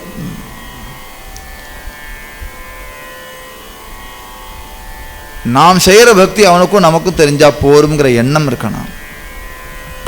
அதம்பித்வம்ங்கிறது ஞான லட்சணம். हितवावे जरी दंभतुरी ठेवा चित्त शुद्ध सेवा देवाची है चित्त शुद्ध सेवा देवाची है हितवावे जरी दंभदुरी ठेवा. तुकाराम महाराज என்ன சொல்றார்? தம்பதுரி ठेवा துரி ठेवा தம்ப. உனக்கு நன்மை உண்டாகணுமானால் உன்னை தம்பத்தை எடுத்து வெளியில வை. தம்பம் பண்ணாதேப்பா. படாடபம் வேண்டாம். எளிமையா ஏதோ 4 பேருக்கு சத்சங்கம் தெரியணும், அது போறோம். மீன் மார்க்கெட்டில் போய் உன் பேனர் வைக்கணுங்கிற அவசியம் ஒருத்தர் இங்கே வரப்போறது இல்லை. நேர சினிமா தியேட்டருக்கு வாசல்ல அவாயா அப்படியும் ஒரு பிரச்சாரம் பண்ணியிருக்கா. பேனர் வதிதம் இல்லை, ஹரிதாசன் ஒருத்தர் துராச்சாரர்கிட்ட போய் ஹரிநாமம் சொல்லிட்டு வந்தார். அது பிரச்சாரர்கள். உபாசனத்தில் நமக்கு அப்படி கிடையாது. பிரச்சாரர்கள் அப்படி பண்ணுவோம். அவளை யாராலையும் மாற்ற முடியாது. நம்ம மாறிடுவோம். அங்கே சேர்ந்தால் நம்ம அவாளை மாதிரி ஆகிடுவோம். நம்மளுடைய வைராக்கியம்லாம் பாலாடை மாதிரி கிடக்கு. ஜீனி போட்டாலே உள்ள கிழ்ந்து புழுக்குன்னு முங்கிடும். அது பாலாடை எந்த அளவுக்கு ஹார்டாக இருக்கும் அந்த அளவுக்கு தான் நம்மளுடைய வைராக்கியம் இருக்கு. நமக்கு தம்பம் ஆகாது. தம்பம் வந்துடுத்துனா பக்தி போயிடும். தம்ப துரி ठेवा. அதனால ஜபமோ தபஸோ காரியமோ எதா இருக்கட்டும், தபஸ்ன்னு ஏன் சொல்றாருன்னா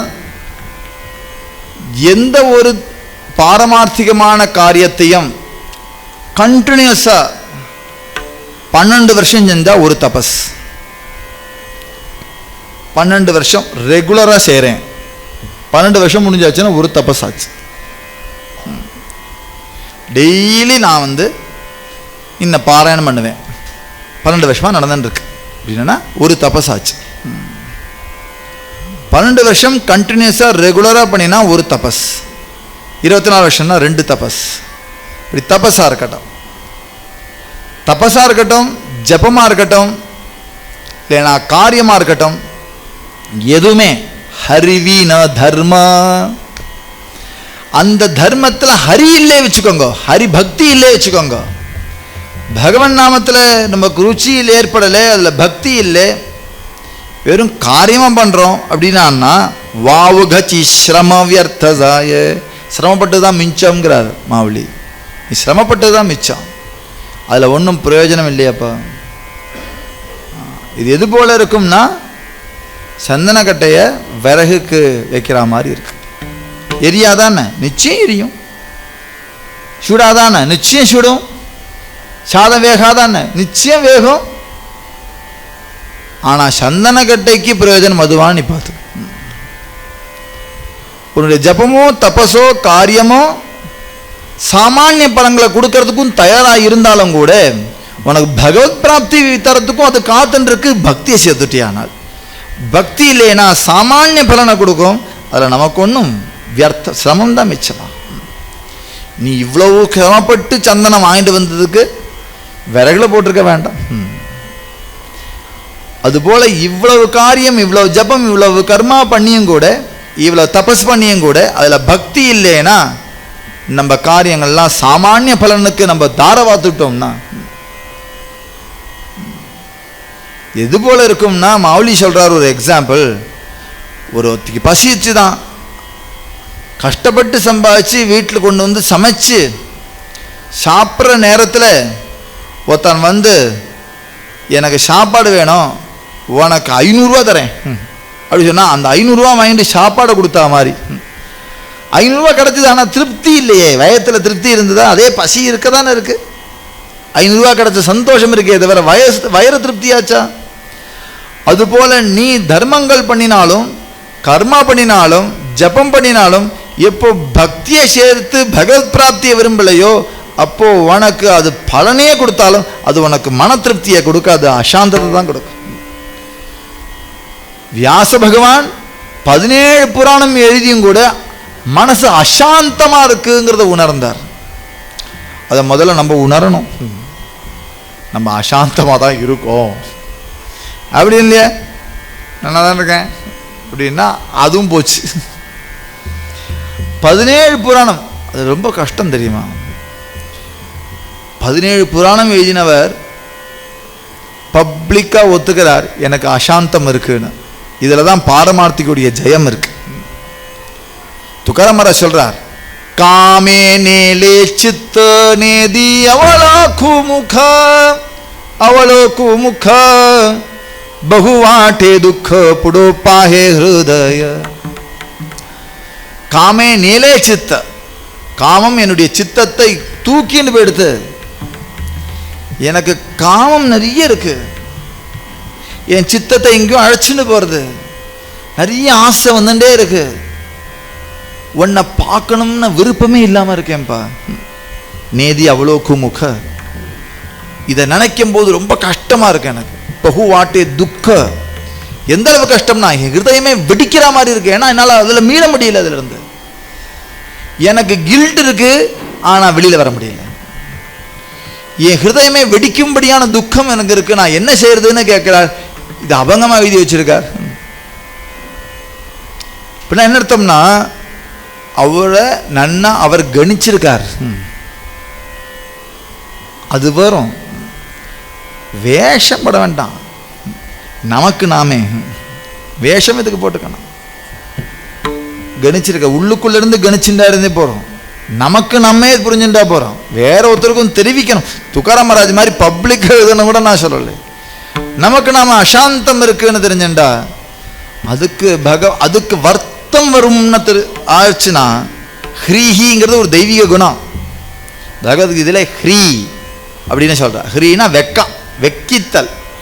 நம்ம செஞ்ச தப்புக்கு நாம் வெக்கிக்கிறதுங்கிறது ஒரு பெரிய குணம், அது தெய்வீக குணம்ங்கிறார். ஹ்ரீஹி அச்சாபலம், ஹ்ரீன ஒரு இது மாதிரி வியாசர் சொன்ன உடனே அவர் சொன்னார், நீ 17 புராணம் எழுதினியப்பா, ஆனால் பக்தி கிரந்தமாக பாகவதம் எழுது, அது உனக்கு சமாதானத்தை கொடுக்க. அப்புறம் பாகவதம் எழுதினார் 18வது புராணமா. அதுக்கப்புறம் தான் அவருக்கு சமாதானம் கிடைக்கிறது. பக்தினால தான் சமாதானம் கிடைக்கிறது. எப்போ கோபிகைகளை வர்ணிக்கிறாரோ, இப்போ கிருஷ்ண லீலையை வர்ணிக்கிறாரோ, இப்போ கோபாலர்களை பற்றி பேசுகிறாரோ, அப்பேற்பட்ட உயர்ந்த பக்தியை அவர் வாக்குனால சொல்லிக்கு அப்புறம் தான் அவருக்கு சமாதானம் ஏற்படுறது. ஹரிவீன தர்ம வாவுகாச்சி ஸ்ரம வியர்த்தசாலு வியர்த்தசாய, எல்லாம் வியர்த்தமாக போயிடும். நம்ம பட்ட சிரமங்கள் எல்லாம் வியர்த்தமாக போயிடும். எத்தனை ஜென்மா தாண்டி கொஞ்சம் நினச்சி பார்த்ததும் புரியும், உங்களுக்கு புரியும். அடிக்கடி நான் சொல்கிற வார்த்தை தான், இருந்தாலும் அனுசந்தானம் பண்ணணும். பல ஜென்மா தாண்டி ஒரு ஜென்மா எடுத்து இங்கே கொண்டிருக்கோம். அது வேஸ்ட் ஆகிடக்கூடாது. எப்படியாவது இந்த தேகத்தோட நம்ம அதை ஈஸ்வல் டு பண்ணி பலன் அடைஞ்சிடணும். ரிலே பிளே மாதிரி மாறி மாறி ஓடி இருக்கோம். ஒவ்வொரு சரீரத்தை எடுத்துன்னு ஓடி இருக்கோம். இப்போ ஒரு நல்ல சரீரம் கிடச்சிருக்கு. இது வியர்த்தம் பண்ணிடாதீங்கோ. ஹரிவீன தர்ம வியர்த்தம். அது தர்மமாகவே நீ பண்ணினாலும் பக்தி இல்லைனா அது வியர்த்தமாகிடும்பா. தர்மமாகவே இருந்தாலும். ஏன்னா தர்மம் புண்ணியத்தை கொடுக்கும், சமாதானத்தை ஒன்றும் கொடுக்காது. புண்ணியம் என்ன செய்யும்னா சொர்க்கத்தை கொடுக்கும். சொர்க்கம் என்ன திருப்பி ஜென்மாவை கொடுக்கும், முதல்ல இருந்து வரும். நமக்கு தேவை புண்ணியம் இல்லையாப்பா, பக்தி. அது பக்தியாக கன்வெர்ட் பண்ணி வச்சுக்கணும். புண்ணியம் இல்லை, புண்ணியம் பக்தி ஆகும்னா எனக்கு ஒன்றுமே வேண்டாம் சொல்ல சொல்ல புண்ணியம் எல்லாம் பக்தியாக மாறிடும். எனக்கு இந்த தானை கழட்டியானால் புண்ணியம் எல்லாம் பொருளாக வந்துடும். நம்ம பண்ணின காரியங்கள் புண்ணியமாக இருக்கும் இல்லையா? நான் முதலே சொன்னேனே, புண்ணியம் பாவம் ரெண்டு தான். இதை ரெண்டை தவிர வேற ஒன்றும் நம்ம செய்ய முடியாது. புண்ணியம் செய்யணும், இல்லாட்ட பாவம் செய்யணும். ரெண்டு தான் ஒன்று செஞ்சே தீரணும். உட்காந்துட்டோம், இது புண்ணியமாக இருக்கலாம். புண்ணியத்து ஒரு தர்மம் மாதிரி இருக்கும், உள்ள பாபம் இருக்கும். அதவ மாதிரி தெரியும், உள்ள புண்ணியம் இருக்கும். கர்மா மாதிரி தெரியும், உள்ள குக்கர்மா இருக்கும். குக்கர்மாவை தெரியும், ஆனால் சுகர்மாவாக இருக்கும். நமக்கு தெரியாது. பெரிய கஷ்டம் இது. ஒரு கசாப்பு கடைக்காரர் கூட கர்ம யோகத்தை சொல்லியிருக்கிற கதை நம்ம உபனிஷத்தில் இருக்கு.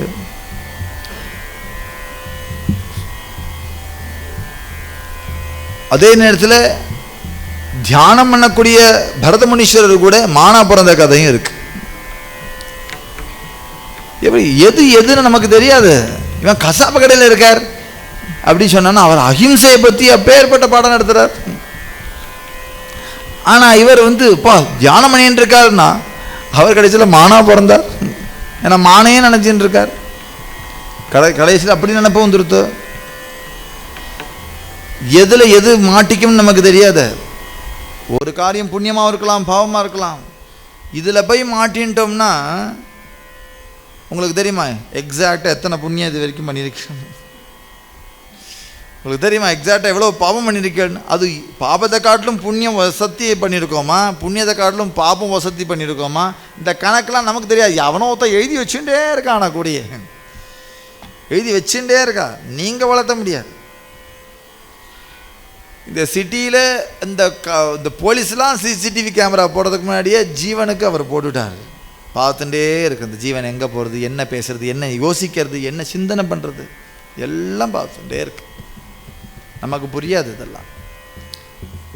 அதனால் பாபத்தை காட்டிலும் புண்ணியம் நிறைய பண்ணணும்னு துவரா இருக்கலாம். ஆனால் அந்த புண்ணியம் அணினாலும் கூட அது அழிவு உடையதாக ஆகிடும்.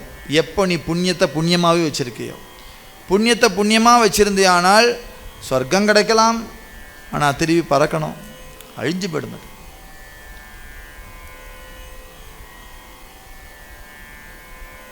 இதோ பிரமாதமாக கேட்குறோன்னு நினச்சிட்டு லௌகீகத்தெல்லாம் கேட்கக்கூடாது பகவான்கிட்ட. அவன் ஒன்று பிரமாதமாக ஒன்று பண்ணுவான். அப்புறம் ஒருத்தர் நினச்சிண்டானா, அவன் வந்து பகவான்கிட்ட கேட்குறார், நிறைய புஷ்பம் பண்ணி அபிஷேகம் பண்ணி பகவானை சந்தோஷப்படுத்திட்டார். பகவானை சந்தோஷமாயிட்டார். அப்பா உனக்கு என்ன வேணும் கேளு, நான் தரேன் அப்படின்னதும் அவன் என்ன சொன்னான், பெட்டி நிறைய பணம், ஏசி ரூமில் தூக்கம், இது அனுகிரகமா? ஓஹோ, என்ன கேட்கலையா நீ? பெட்டி நிறைய பணம், ஏசி ரூமில் தூக்கம் வேணும். சரி ததாஸ்துனது ரொம்ப சந்தோஷம். எப்போ கிடைக்கும்? அடுத்த ஜென்மாவில் உனக்கு அதுவே பிராப்தி. சரி, கடைசியில் படிப்பு வரல, ஏதோ வேலைக்கு போனால் ஏதோ வேலை பண்ணணுன்னு பண்ணான். கடைசியில் என்ன ஆச்சு, அவனுக்கு என்ன வேலை கிடச்சுன்னா ஏடிஎம்மில் வாட்ச்மேன் உத்தியோகம். ஆனால் பகவான் நிறைவேற்றி வச்சுட்டார், அவன் கேட்டதை நிறைவேற்றிட்டார். பெட்டி நிறைய பணம், ஏசி ரூமில் தூக்கம். ஏடிஎம்மில் ஏசி ஓடின்னு இருக்கு, இவன் நல்லா தூங்குறான், பெட்டி நிறைய பணம் இருக்கு. கேட்டது கிடச்சதா இல்லையா? நீ கேட்டது கிடச்சிருத்தது. நம்ம ஒரு பிளான் வச்சுருந்தா பகவான் வேற பிளான் பண்ணியிருப்பார். பகவான்ட்டு இதை மாதிரி கேட்க வேண்டாம், நம்ம அவனை கேட்கணும். அதுதான் பக்தி. இதே மாதிரி ஏதாவது கேட்டால் நம்ம அவனை ஏமாத்திரம் நினச்சிட்டு இருக்கோம். இத்தனை உண்டு ஏண்டா, மொத்தமாகவே ஒரு 100 ரூபாய்க்கு பூவை வாங்கி போட்டுட்டு பெட்டி நிறைய பணம், ஏசி ரூமில் தூக்கம் நீ கேட்பியானா? அவன் யோசிப்பானா இல்லையா?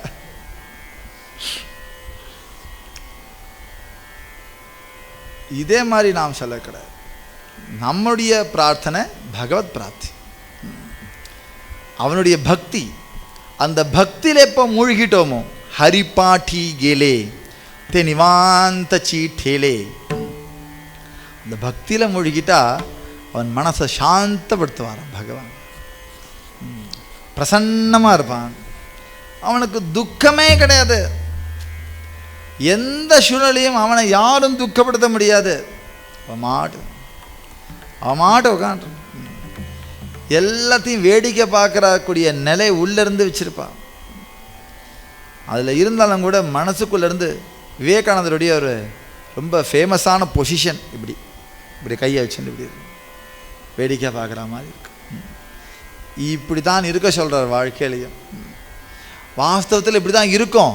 உத்வேகம் என்ன செய்யறதுன்னா, நம்ம தான் செய்கிறோம்னு தோண வைக்கிறது. வாஸ்தவத்தில் இப்படி தான் இருக்கும். நீங்கள் ஏதாவது நம்ம நடக்கிறத வேடிக்கை தான் பார்க்க முடியாது, வாஸ்தவமாகவே அதுதான் நடக்கிறது. நம்ம பிளான் பண்ணது எதுவோ, ஆனால் நடக்கிறத வேடிக்கை தானே பார்க்குறோம். இந்த க்ஷணம் வரைக்கும் அதுதான் நடந்துட்டுருக்கு. பிளான் பண்ணினா மாதிரி நடந்தா மாதிரி ஒரு எண்ணம் நமக்கு வருது, அடுத்த க்ஷணமே நம்ம பிளான்லேருந்து வெளியில் போயிடும்.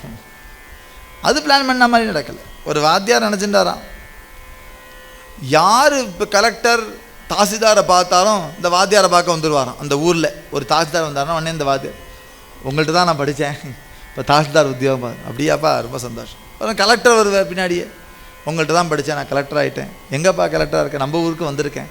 உங்கள்கிட்ட படித்தேன், அந்த பையன் அந்த இருக்கான், ஒருத்தன் அமெரிக்காவில் இருக்கான். இந்த வாத்தியாருக்கா ஒரே பெருமை, நம்ம சொல்லிக் கொடுத்து ஒத்தனை சோடுபாடு. அப்படி டீச்சிங், அப்படி சொல்லி கொடுத்துருக்கோம். நம்ம பரவாயில்ல, நம்ம நல்ல டீச்சர் தான் போல இருக்கு. சும்மாவா ராதாகிருஷ்ணன் அவார்டு தருவா? அது கூட வாங்கியிருக்கோம் நம்ம. அது காரணம் இதுதான். அப்படின்னு தன்னை பெருமையாக நினச்சிட்டு இருக்கும் பொழுது ஒரு ஊருக்கு போகிறதுக்கு பஸ்ஸில் ஏறிட்டான். அதில் ஒருத்தன் நல்லா குடிச்சிட்டு வெளில வந்து அவரை பார்த்தோன்னே, வாத்தியாரே வணக்கம். என்ன இப்படி என்ன கண்டுபிடிச்சான்? யாருப்பா நீ? உங்களை தான் படித்தேன் வாத்தியாரே. நானா இதாவது தேவலையா? இன்னொருத்தர் இடத்துக்கு போய் ஒரு டீக்கு தின்னு, வாத்தியார் வணக்கம், உங்கள்கிட்ட படித்தவன் தான் நானா? ஏண்டா என்கிட்ட படிச்சுட்டு ஒவ்வொருத்தன் தாசில்தார் கலெக்டர், நீ வந்து டீ வித்துட்டுருக்கேன்னு. அது உங்கள்கிட்ட கற்றுனதுனால இல்லை, என் சொந்த லெவலில் நான் கற்றுட்ட கலை இது அப்படின்னு சொன்னானா. எதுக்கு சொல்ல வரேன், நம்ம பெருமையாக நினைக்கும் போது நமக்கு ஒரு குட்டு விழும். அதுக்கு மீறி நம்ம வேடிக்கை தான் பார்த்துட்டு இருக்கோம் அப்படிங்கிறத தெரிவிக்கிறதுக்கு பகவான் நிறைய பண்ணுறார். இருந்தாலும் நம்ம அதை மறைச்சு நம்மளை பெருமையாக நினச்சிக்கிறோம். அதெல்லாம் மறைச்சிக்கிறோம். நம்மளை நிச்சயம் காட்டுறார், இல்லையே சொல்ல முடியாது. காட்டியும் கூட நம்ம அதை உணர மாட்டேங்கிறோம். அது ஏதோ சந்தர்ப்பமாக நடந்துதான் இருக்கும் அப்படின்னு நமக்கு எது சௌகரியமோ அதெல்லாம் எடுத்துட்டு நம்மளை பெருமையாக நினச்சிண்டு அது கஷ்டம். சாந்தம்ங்கிறது பகவான் நம்மளை எப்போ பகவான் நாமத்தில் பிரீத்தி வந்துடுத்தோ, பகவான் நாமத்தில் ருச்சி வந்துடுத்தோ, இப்போ எல்லாத்தையும் வேடிக்கை பார்க்கக்கூடிய மனோபாவத்தை அந்த நாம சங்கீதம் கொடுக்குங்கிறது சத்தியம். ஆனால் பகவான் நாமம் சொல் நிஷ்டையாக இருக்கணும். ஒரு காலமும் தவறக்கூடாது. ஒரு சந்தர்ப்பம் ஒரு சமயம் வச்சுக்கணும், அதில் நிச்சயமாக வச்சுக்கணும், அதில் பக்தியோடு இருக்கணும். பகவான்கிட்ட எதையும் பிரார்த்திக்காமல் பகவான் நாமத்தை மட்டும் சொல்லிகிட்டே இருக்கு. திடீர்னு பகவான் நமக்கு பெருமையெல்லாம் கொடுப்பார். அந்த பெருமையெல்லாம் நமக்குன்னு நினச்சிட்டு இருக்கக்கூடாது. அதெல்லாம் பகவான் நாமத்துடைய சக்தின்னு நினச்சிக்கணும். அந்த நாமத்துடைய சக்தி நினச்சிக்கல, அது வாஸ்தவம். அது அப்படி வச்சுட்டோம்னா நிவாந்த சீட்டேலே நம்மளை சாந்தத்தோடு வச்சிருப்பார். எது போல சாந்தமாக இருப்போம்னா பிரமர குந்தலே சுமணக்களிக்கே, எப்படி ஒரு வண்டு தாமரை மகரந்தங்களில் அப்படி லயப்பட்டு இருக்குமோ அதுபோல பக்தியில் நீ லயப்பட்டு இருப்ப. மயங்கி சாந்தமாக அடங்கி சுகமாக உள்ளுக்குள்ளே என்னைக்கும் சந்துஷ்ட சததம் யோகி யதாத்மா திருட நிச்சய மையர்ப்பித மனோபுத்தி யோ மத்பக்த சமே பிரியா. சந்துஷ்ட சததம்ங்கிற சந்துஷ்ட சததம் எப்பொழுதும் பிரசன்னமாக இருக்கலாம். அதனால கடைசி சரணத்தில் சொல்கிறார், ஞான தேவி மந்திர ஹரிநாமாச்சே சஸ்திர, ஞான தேவி மந்திர ஹரிநாமாச்சே சஸ்திர,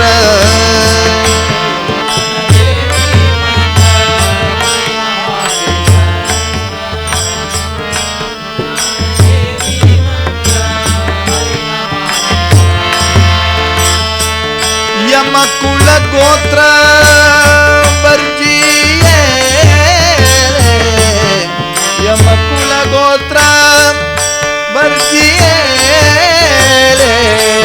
ஹரி முखे மனா, ஹரி முखे மனா, ஹரி முखे மனா, ஹரி முखे மனா.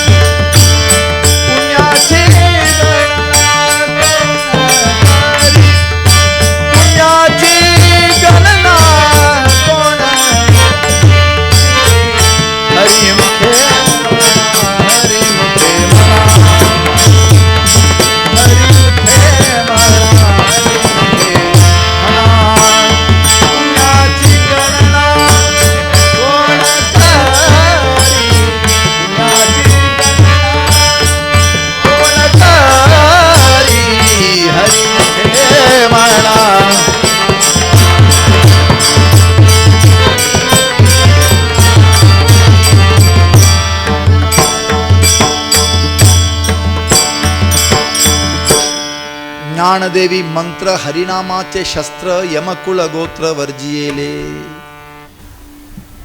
ஹரிநாமாச்சே சஸ்திர, இந்த கலியையும் இந்த சுக்க துக்கங்களையும் இந்த சம்சார உத்வேகங்களையும் காமக்ரோத லோபமோக மதமாச்சரியங்கள் கூடிய பவரோகங்களையும் அழிக்கிறதுக்கு விதவிதமான அஸ்திரங்கள் சொன்னாலும் கூட என்கிட்ட எல்லாத்துக்கும் சேர்ந்து ஒரே சஸ்திரம் இருக்குது. அது என்ன சஸ்திரம்னா ஞானதேவி மந்திர ஹரிநாமாச்சே சஸ்திர. ஹரிநாமங்கிற சஸ்திரம் கலிக்காலனையும் ஓட்டிடும், பவரோகங்களை ஓட்டிடும். இதெல்லாம் நான் சும்மா சொல்லலை, எல்லாத்துக்கும் பிரமாணம் இருக்குது. அதான் முதலே சொன்னேன், ஸ்ருதி வச்சன். இது ஞானேஸ்வர மகாராஜ் கற்பனையினால் தானே பண்ண சித்தாந்தம் இல்லை, எல்லாம் ஸ்ருதி வச்சனம், எல்லாம் சாஸ்திர சம்மத்தமானது. வேதம் சொல்லியிருக்கு, சாஸ்திரம் சொல்லியிருக்கு. இது புது மார்க்கம் இல்லை, நீ நேற்றுக்கு வந்தது இல்லை, பல ஜென்மம் பல பேர் பண்ணியிருக்கா. பிரஹ்லாதன் கிருத்தயுகத்தில் நாம சங்கீதம் தான் கை கொண்டான். பிரஹ்லாதன் இந்த ஹோமம் பண்ணினான், இந்த யஜ்ஞம் பண்ணினான், இன்ன தபஸ் பண்ணினான். அவன் அப்பன் தபஸ் பண்ணினான். ஹிரண்யகசிபு தபஸ் பண்ணான், பகவானை அடையலை. ஆனால் பிரஹ்லாதன் நாமா சொன்னான், பகவான் அடைஞ்சான். ஹிரண்யகசிபு தபஸ் பண்ணி ஏன் பகவான் அடையலை? நான் பகவானுக்கு அவனையே தபஸ் பண்ணலையே. பக்தி மாத்திரம்தான் பகவானோட மாத்திரம் கனெக்ட் பண்ணக்கூடியது. தபஸோ யஜ்ஞமோ யாகமோ தியானமோ பகவானை மாத்திரம் கனெக்ட் பண்ணணுங்கிறது இல்லை, பொதுவாக கூட இருக்கு. யோகாலாம் பொதுவாக இருக்கு இல்லையா, அது பக்தியை கனெக்ட் பண்ணுங்கிற அவசியம் இல்லை. ஆனால் அந்த யோகத்துடைய பரிபக்குவம் பக்திக்கு தான் போய் கொண்டு விடும். ஆனால் அது பொதுவாகவும் இருக்கும் பிளாட்ஃபார்ம். துவஷ்டான உத்தரம் தான் ஹோமம் பண்ண யஜ்ஞம் பண்ணினான். எதற்குண்ணா? இந்திரன் அழிக்கணும்னு யஜ்ஞம் பண்ணினான். இது மாதிரி ஒவ்வொருத்தர் ஒவ்வொன்றுக்காக வேண்டி பிரம்ம ரிஷி பட்டம் வாங்கணும்னு விஸ்வாமித்திர தபஸ் பண்ணினார். தபஸ் பண்ணி பண்ணி கீழே விழுந்தார். 18,000 வருஷம் தபஸ் பண்ணார். ஏதோ ஒரு பிரச்சனையில் திருப்பி 18,000 வருஷம் தபஸுடைய பலனியை கீழே இழந்தார். திருப்பி தபஸ் பண்ணார் 18,000 வருஷம், 3 தடவை 18,000 வருஷம் தபஸ் பண்ணார். கடைசியில்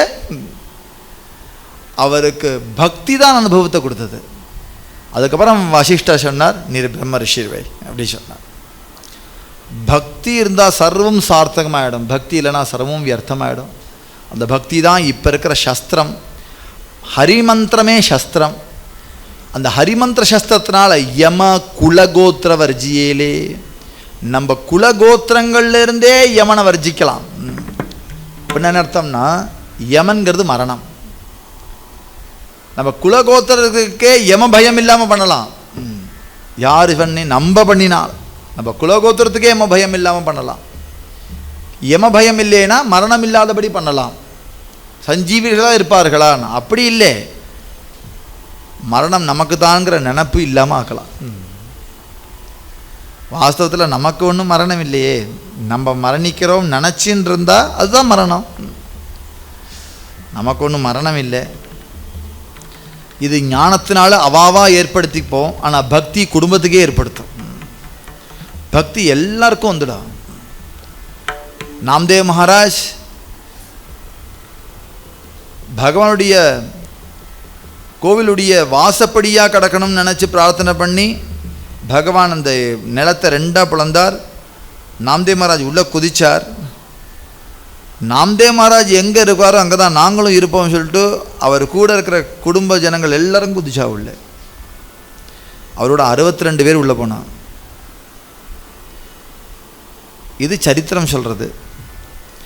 கெசட்டில் என்ன இருக்கா, அந்த அந்த டயத்தில் 1314 AD இதோ சென்ட்ரல் ஏராவில், இப்போது 14th century.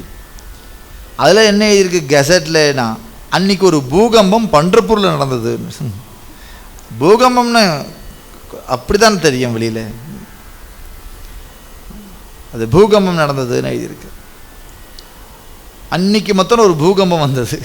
முன்னாடியும் இல்லை இப்பயும் இல்லை, அன்னைக்கு மாத்திரம் ஒரு பூகம்பம் ஏற்பட்டது. அந்த பூகம்பம்ல கேஷுவாலிட்டிஸ் இருந்ததுன்னு எழுதியிருக்கா. ஆனால் என்ன ஆயிடுச்சுன்னா, அந்த நிலம் திருப்பி சேர்ந்து எடுத்து, அது பிரிஞ்சே இல்லை, அது திருப்பி சேர்ந்து எடுத்து. அந்த நிலம் எதனால இவ எல்லாரும் குதிச்சானா, மரண பயம் கிடையாது யாருக்கா, இது தற்கொலையும் கிடையாது. பின் என்னன்னா, நான் நாம்தேவ் மகாராஜ் கூட இருக்க போகிறேன், அதுக்கப்புறம் ஒரு வாழ்க்கை வச்சுன்னு இருக்கா. நமக்கும் மரணம் இல்லையே சொல்கிறேன்னா, நமக்கு இதுக்கப்புறமும் ஒரு வாழ்க்கை இருக்குங்கிற நம்பிக்கை நமக்கு உண்டு. இல்லைன்னா காக்காக்கு போய் ஜாதம் போடுவானே, பாவனாசர் போய் தர்மாவச தர்ப்பணம் பண்ணுவானே, எங்கள் அப்பா செத்து போயிட்டாரியான்னு, அப்புறம் எதுக்கா தர்ப்பணம் பண்ணுறேன்? அவள் எங்கேயோ இருக்காருங்கிற நம்பிக்கை இருக்கிறதுனால தானே.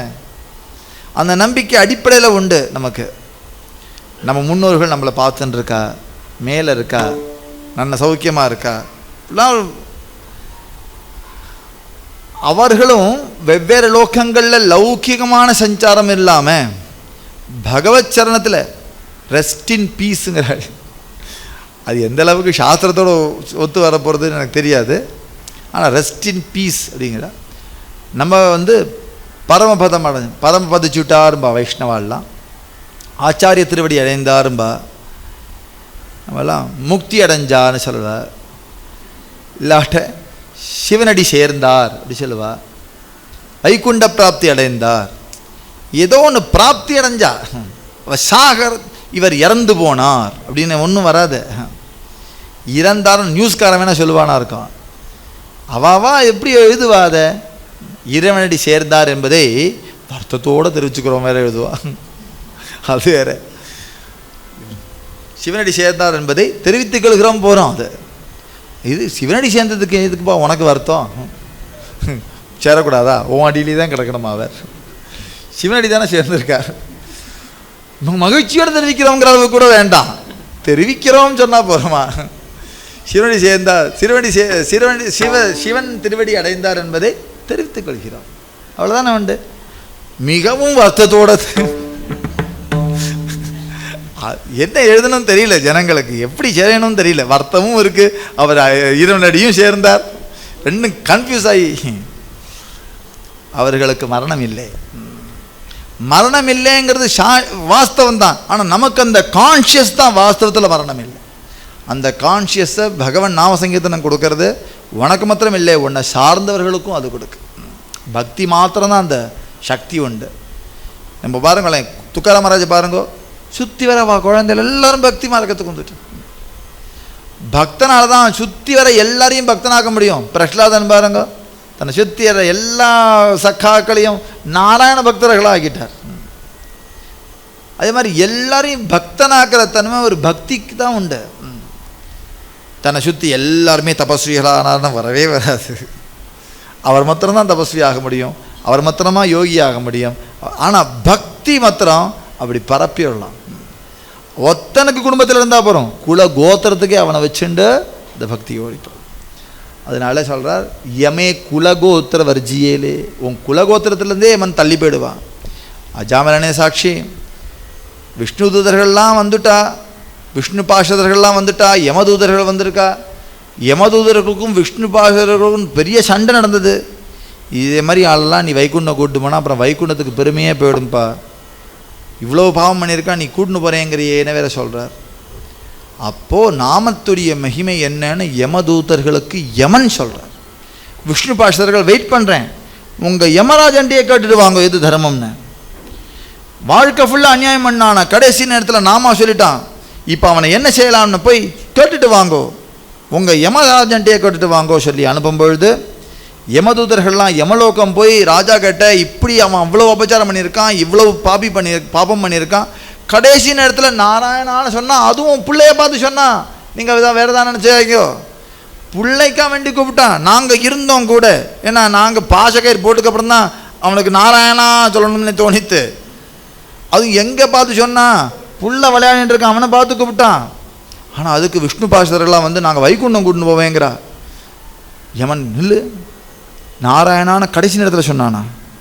ஆமான்னு சொன்னோடனே எந்த திசையில் இருக்கான்னு கேட்டு, அந்த திசைன்னு திசைக்கே ஒரு நமஸ்காரம் பண்ணார் யமத்து. ஒன்னால் என்ன சொல்ல முடியாதுப்பா. அந்த காலத்தில் பகவான் நாமம் வருதுங்கிறது ஓன் சக்தி இல்லை, அது பகவான் கிருப்பை பண்ணிட்டார் அவனுக்கு. பகவான் கிருப்பைக்கு பாத்திரமான அவன் வைகுண்டத்துக்கே போகணும். அவனை தொடாத. யம தர்மா சாங்கே தூத்தா துமா நாஹி தே தே சத்தா ஜேத்த ஹோய ஹரிகதா கதா சதா கோஷநாமாச்சா.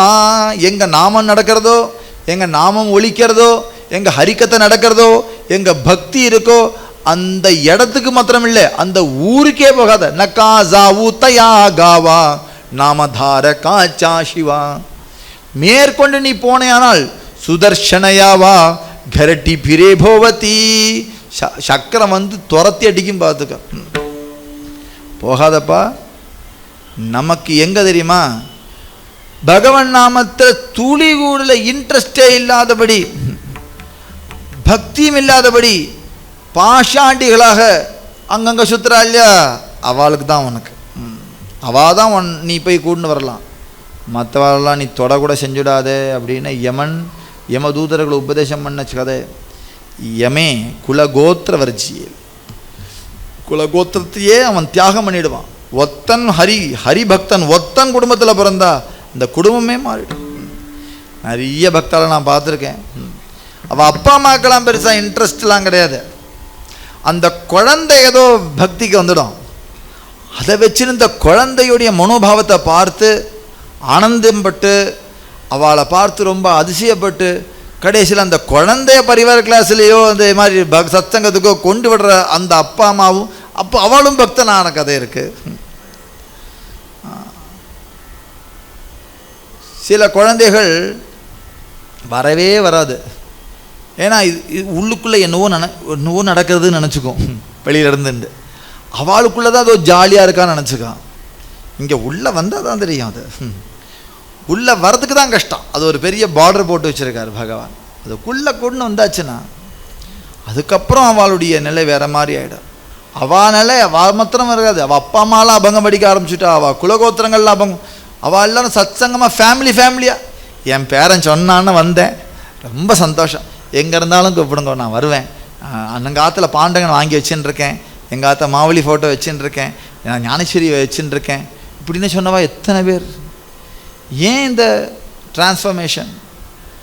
ஒரு குடும்பத்தில் ஒத்தன் பக்தி ஆரம்பிச்சதில் இவ்வளோ டிரான்ஸ்ஃபர்மேஷன். குலகோத்திர வர்ஜி, குலகோத்திரமே உத்தாரணமாகிடும் அவளுக்கு. அதனால ஞானசுமாரா சொல்றார், ஹரிமுகே மனா ஹரிமுகே மனா ஹரிமுகே மனா ஹரிமுகே மனா पुण्याची गणना कोण करी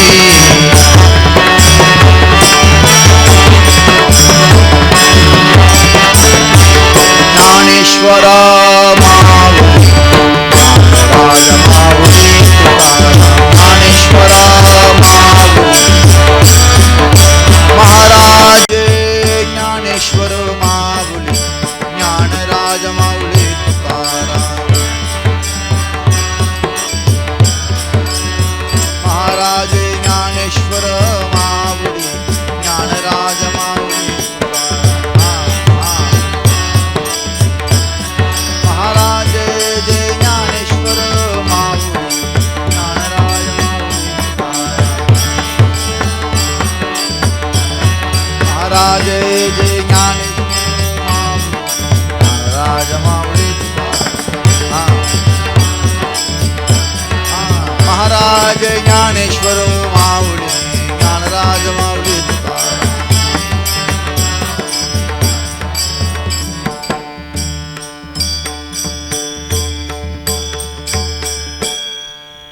இந்த டிசம்பர் 26ஆம் தேதியிலிருந்து ஜனவரி 1ஆம் தேதி வரைக்கும் ஞானேஸ்வரி சப்தாகம் நம்மளோட அக்கணசிங்கத்தின மேளா வருஷம் நடக்கும்.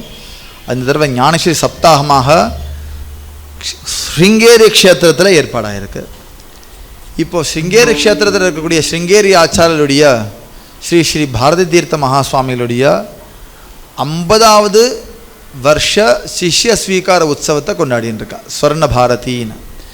அந்த ஃபங்க்ஷன், அந்த உற்சவத்தை ஒட்டி நம்மளுடைய ஞானேஸ்வரி சப்தாகம் வைக்கணும்னு ஆச்சாரியருடைய ஆக்ஞை, அந்த ஆக்ஞையை சிறமேற்கொண்டு இந்த சப்தாகம் நடக்கிறது. மார்கழி மாதமாச்சு, சாரதா தேவி பிரசன்னமாக இருக்கா, பிரத்யக்ஷ சாரதா அங்கே இருக்கா. ஆதிசங்கர பகவத்பாதால் பிரதிஷ்ட பண்ண தட்சிணாம்நாய மட்டம் அது, துங்கா நதி தீரம், 2 ஆச்சாரியும் கூட இருக்கா. வாரக்கரி சாதுக்கள்லாம் பன்ருப்பூர்லேருந்து அத்தனை பேர் ஒன்று சேர்ந்து இங்கே வரா, 100-120 பேர் வரா. இங்கே காலையில் 5 மணிலேருந்து சாயந்தரம் ஒரு 7 மணி வரைக்கும் ஹரிகீர்த்தனில் எல்லாம் நடக்கும். அதுக்கப்புறம் ஆச்சாரியருடைய பூஜை, சந்திரமௌலீஸ்வர பூஜை இருக்கும், அதுக்கும் போய் நம்ம பார்க்கலாம்.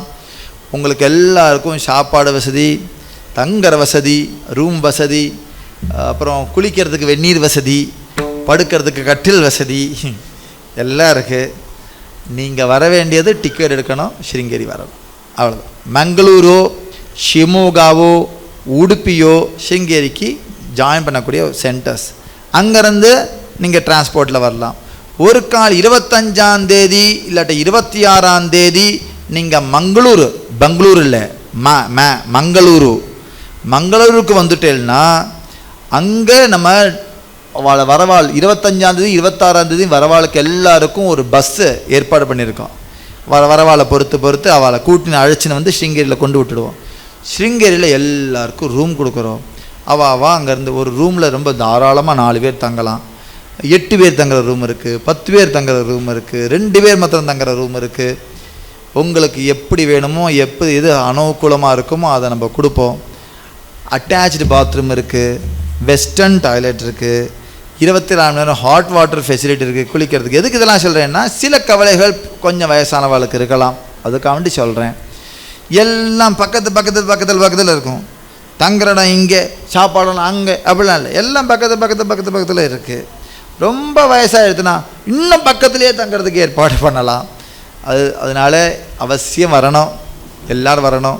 வரும்போது ஸ்வெட்டர் கொண்டு வாங்கோ, மஃப்ளர் கொண்டு வாங்கோ. மார்கழி மாதமாக இருக்கிறதுனால காலையில் கொஞ்சம் நேரம் குளிர் இருக்கும், அப்புறம் சூரிய பகவான் கொஞ்சம் மேலே வந்துட்டாருன்னா கரெக்டாகிடுறது. அதுக்கப்புறம் இல்லை, கொஞ்சம் விடிய காலையில் கொஞ்சம் குளிர் இருக்குது, அதுக்கப்புறம் ஒன்றும் இல்லை. அப்புறம் சாயந்தரம் ஆகும்போது கொஞ்சம் குளிர் இருக்குது. சாக்ஸ்லாம் கொண்டு வாங்கோ. எல்லாம் பயமுடுத்தலை, ஒரு ப்ரொடெக்ஷனுக்காக வேண்டி சொல்கிறேன். கொண்டு அவ்வளோ ஒன்றும் கனடா யூகே மாதிரியா யோசிக்க வேண்டாம். இந்த கோயம்புத்தூர் குளிர் என்ன உண்டோ அதுதான் ஸ்ருங்கேரியோட குளிராகவும் இருக்குது. அதில் அவசியம் எல்லோரும் வரணும்னு பிரார்த்திச்சுக்கிறேன். யார் வரணுமோ அவள் நம்ம வெப்சைட்டில் போயோ இல்லைன்னா அந்த கோயம்புத்தூரில் யார்கிட்டையோ கான்டாக்ட் பண்ணி எங்கள்கிட்ட தகவல் தெரிவிக்கணும். அப்போது நான் உங்களுக்கு ரூம் அரேஞ்ச் பண்ணிடலாம். தகவல் தெரிவிக்கிறது உங்களுடையது. நீங்கள் டிக்கெட் வாங்கின்றுங்க, கிடைக்குமோ கிடைக்காதோ அப்படின்னு நினைக்கணும். நிச்சயம் கிடைக்கும், டிக்கெட் வாங்கின்றோம். ஆனால் வாங்கிட்டு எனக்கு தகவல் சொல்லியிருந்தோம். தகவல் அவசியம் சொல்லணும். தகவல் சொல்ல மறந்து போயிடுத்துன்னு நடு ரோட்டில் வந்து உங்களை ஒன்று நிற்க மாட்டோம். ஒருவேளை தகவல் சொல்ல மறந்து போனாலும் தான் கேட்டீங்களா, மறந்து போயிடுத்து யாருக்கு தகவல் சொல்லணும்னு தெரியல அப்படின்னு திடீர்னு ஸ்ருங்கேரி வந்தாலும் கூட கவலைப்படாதீங்க. நாங்கள்லாம் ஸ்ருங்கேரியில் தான் இருப்போம். நான் 21ஆம் தேதியே அங்கே போயிடுவோம். அங்கே ஒரு கூட்டம் இருக்கும். அவசியம் எல்லோரும் வரணும்னு பிரார்த்தனை. இதுக்கு கட்டணம் ஒன்றும் கிடையாது. வரணும், தங்கணும், 7 நாள் சிரவணம் பண்ணணும். காலையில் 5 மணிலேருந்து நைட்டு 10 மணி வரைக்கும் சத்சங்கத்தை தவிர ஒன்றும் இல்லைங்க, ஒன்றும் இல்லை. தபஸ் பண்ணக்கூடிய இடம் மாதிரி அது. ரொம்ப நிஷப்தமாக ரொம்ப அமைதியான ஒரு சூழ்நிலையில் இப்படி ஒரு சந்தர்ப்பம் கிடைக்கிறது ரொம்ப கடினம். நான் சாமான்யமாக ஒரு ப்ரோக்ராம் ரொம்ப இன்சிஸ்ட் பண்ணி சொல்கிறதில்ல, சொல்லிவிட்டு விட்டுடுவேன். ஆனால் இது ரொம்ப இன்சிஸ்ட் பண்ணுறேன், நீங்கள் அவசியம் வரணும்னு. ஏன்னா மிஸ் பண்ணிடாது, இது நடக்காது, கிடைக்காத காரியங்கள் இது. ஸ்ருங்கேரி போகலாம், அப்போது ஆச்சாரியெல்லாம் அங்கே இருப்பாளா தெரியாது. ஸ்ருங்கேரி போகிற நேரத்தில் இந்த மார்கழி மாதம் கிடைக்குமா தெரியாது. ஸ்ருங்கேரி போகிற நேரத்தில் இந்த ஞானேஸ்வரி கிடைக்குமான்னு தெரியாது. எல்லாம் ஒட்டுமொத்தமாக சேர்ந்து வந்ததுனால உங்களை நான் ரொம்ப ஆசையோடு வரவேற்கிறேன். அவசியம் எல்லோரும் வரணும். கோயம்புத்தூர்லேருந்து ட்ரெயின் ஜபர்தஸ்தாக விட்டுருக்கான் பெங்களூருக்கு. தற்கால்தான் நமக்காக வேண்டி தான் வச்சுருக்கான். இன்னும் கொஞ்சம் சோம்பேறியாக இருந்தால ப்ரீமியர் தற்கால்னு நமக்காக வேண்டி தான் வச்சுருக்கான். அதனால் தற்காலோ ஃப்ளைட்டோ ட்ரெயினோ எது யாருக்கு எப்படி சௌரியமோ இன்னும் சொல்லணும், எப்படியாவது ஓப்பன் கிளாஸில் டிக்கெட் வாங்கின்னு மங்களூரில் வந்து சேர்ந்துருக்கும். ஆனால் சத்சங்கம் திருப்பி கிடைக்காது. இது திருப்பி வருமானு எனக்கு தெரியாது, அது பகவானுடைய சந்தர்ப்பம். 2009 ஒரு சத்சங்கம் பண்ணினோம், திருப்பி கிடச்சிருக்கு. அன்றைக்கே சொல்லணும், ஐயோ ஸ்ருங்கேரியை மிஸ் பண்ணது தான் அப்படி சொல்லிகிட்டே இருப்போம். இப்போ திருப்பி கிடச்சிருக்கு. 2024 எங்கே இருக்குது, 2009 எங்கே இருந்தது, இப்போ திருப்பி கிடச்சிருக்கு. அது திருப்பி அதே மாதிரி சூழ்நிலை வருமானு எனக்கு தெரியலை.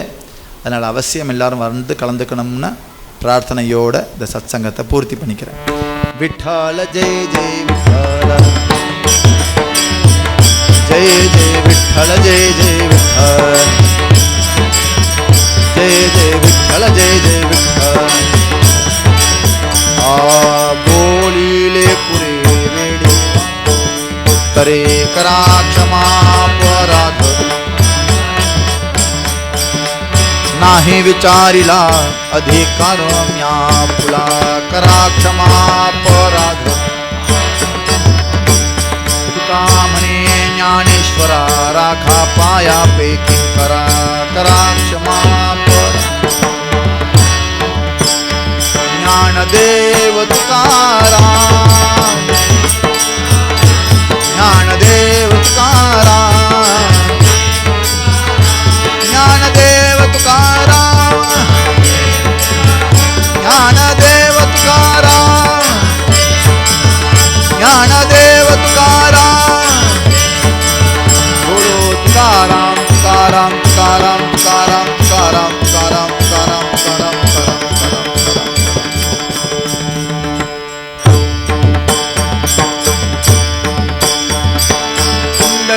वरदा हरि विठ्ठल श्री ज्ञानदेव पंढरीनाथ भगवान की माऊली ज्ञानेश्वर महाराज की जगद्गुरु श्री तुकाराम महाराज की जय सद्गुरुनाथ महाराज की सब संतनों की पांडुरंग हरि वासुदेव हरि पांडुरंग हरि वासुदेव हरि पांडुरंग हरि वासुदेव சிங்கேருடைய பத்திரிகை ரொம்ப கொஞ்சமாக கொண்டு வந்திருக்கேன், வெளியில் இருக்கு.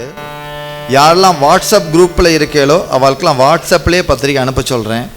வாட்ஸ்அப் குரூப்பில் இல்லாதவா நம்பர் கொடுத்துட்டு போயிருங்கோ, அவள் வாட்ஸ்அப்பில் ஆட் பண்ணிவிட்டு அவளுக்கும் நான் எழுத சொல்கிறேன். இருக்கிற பத்திரிகை எல்லோரும் பார்த்துக்கலாம், இல்லை ஃபோட்டோ எடுத்துன்னு போய்க்கலாம். ராமகிருஷ்ணா.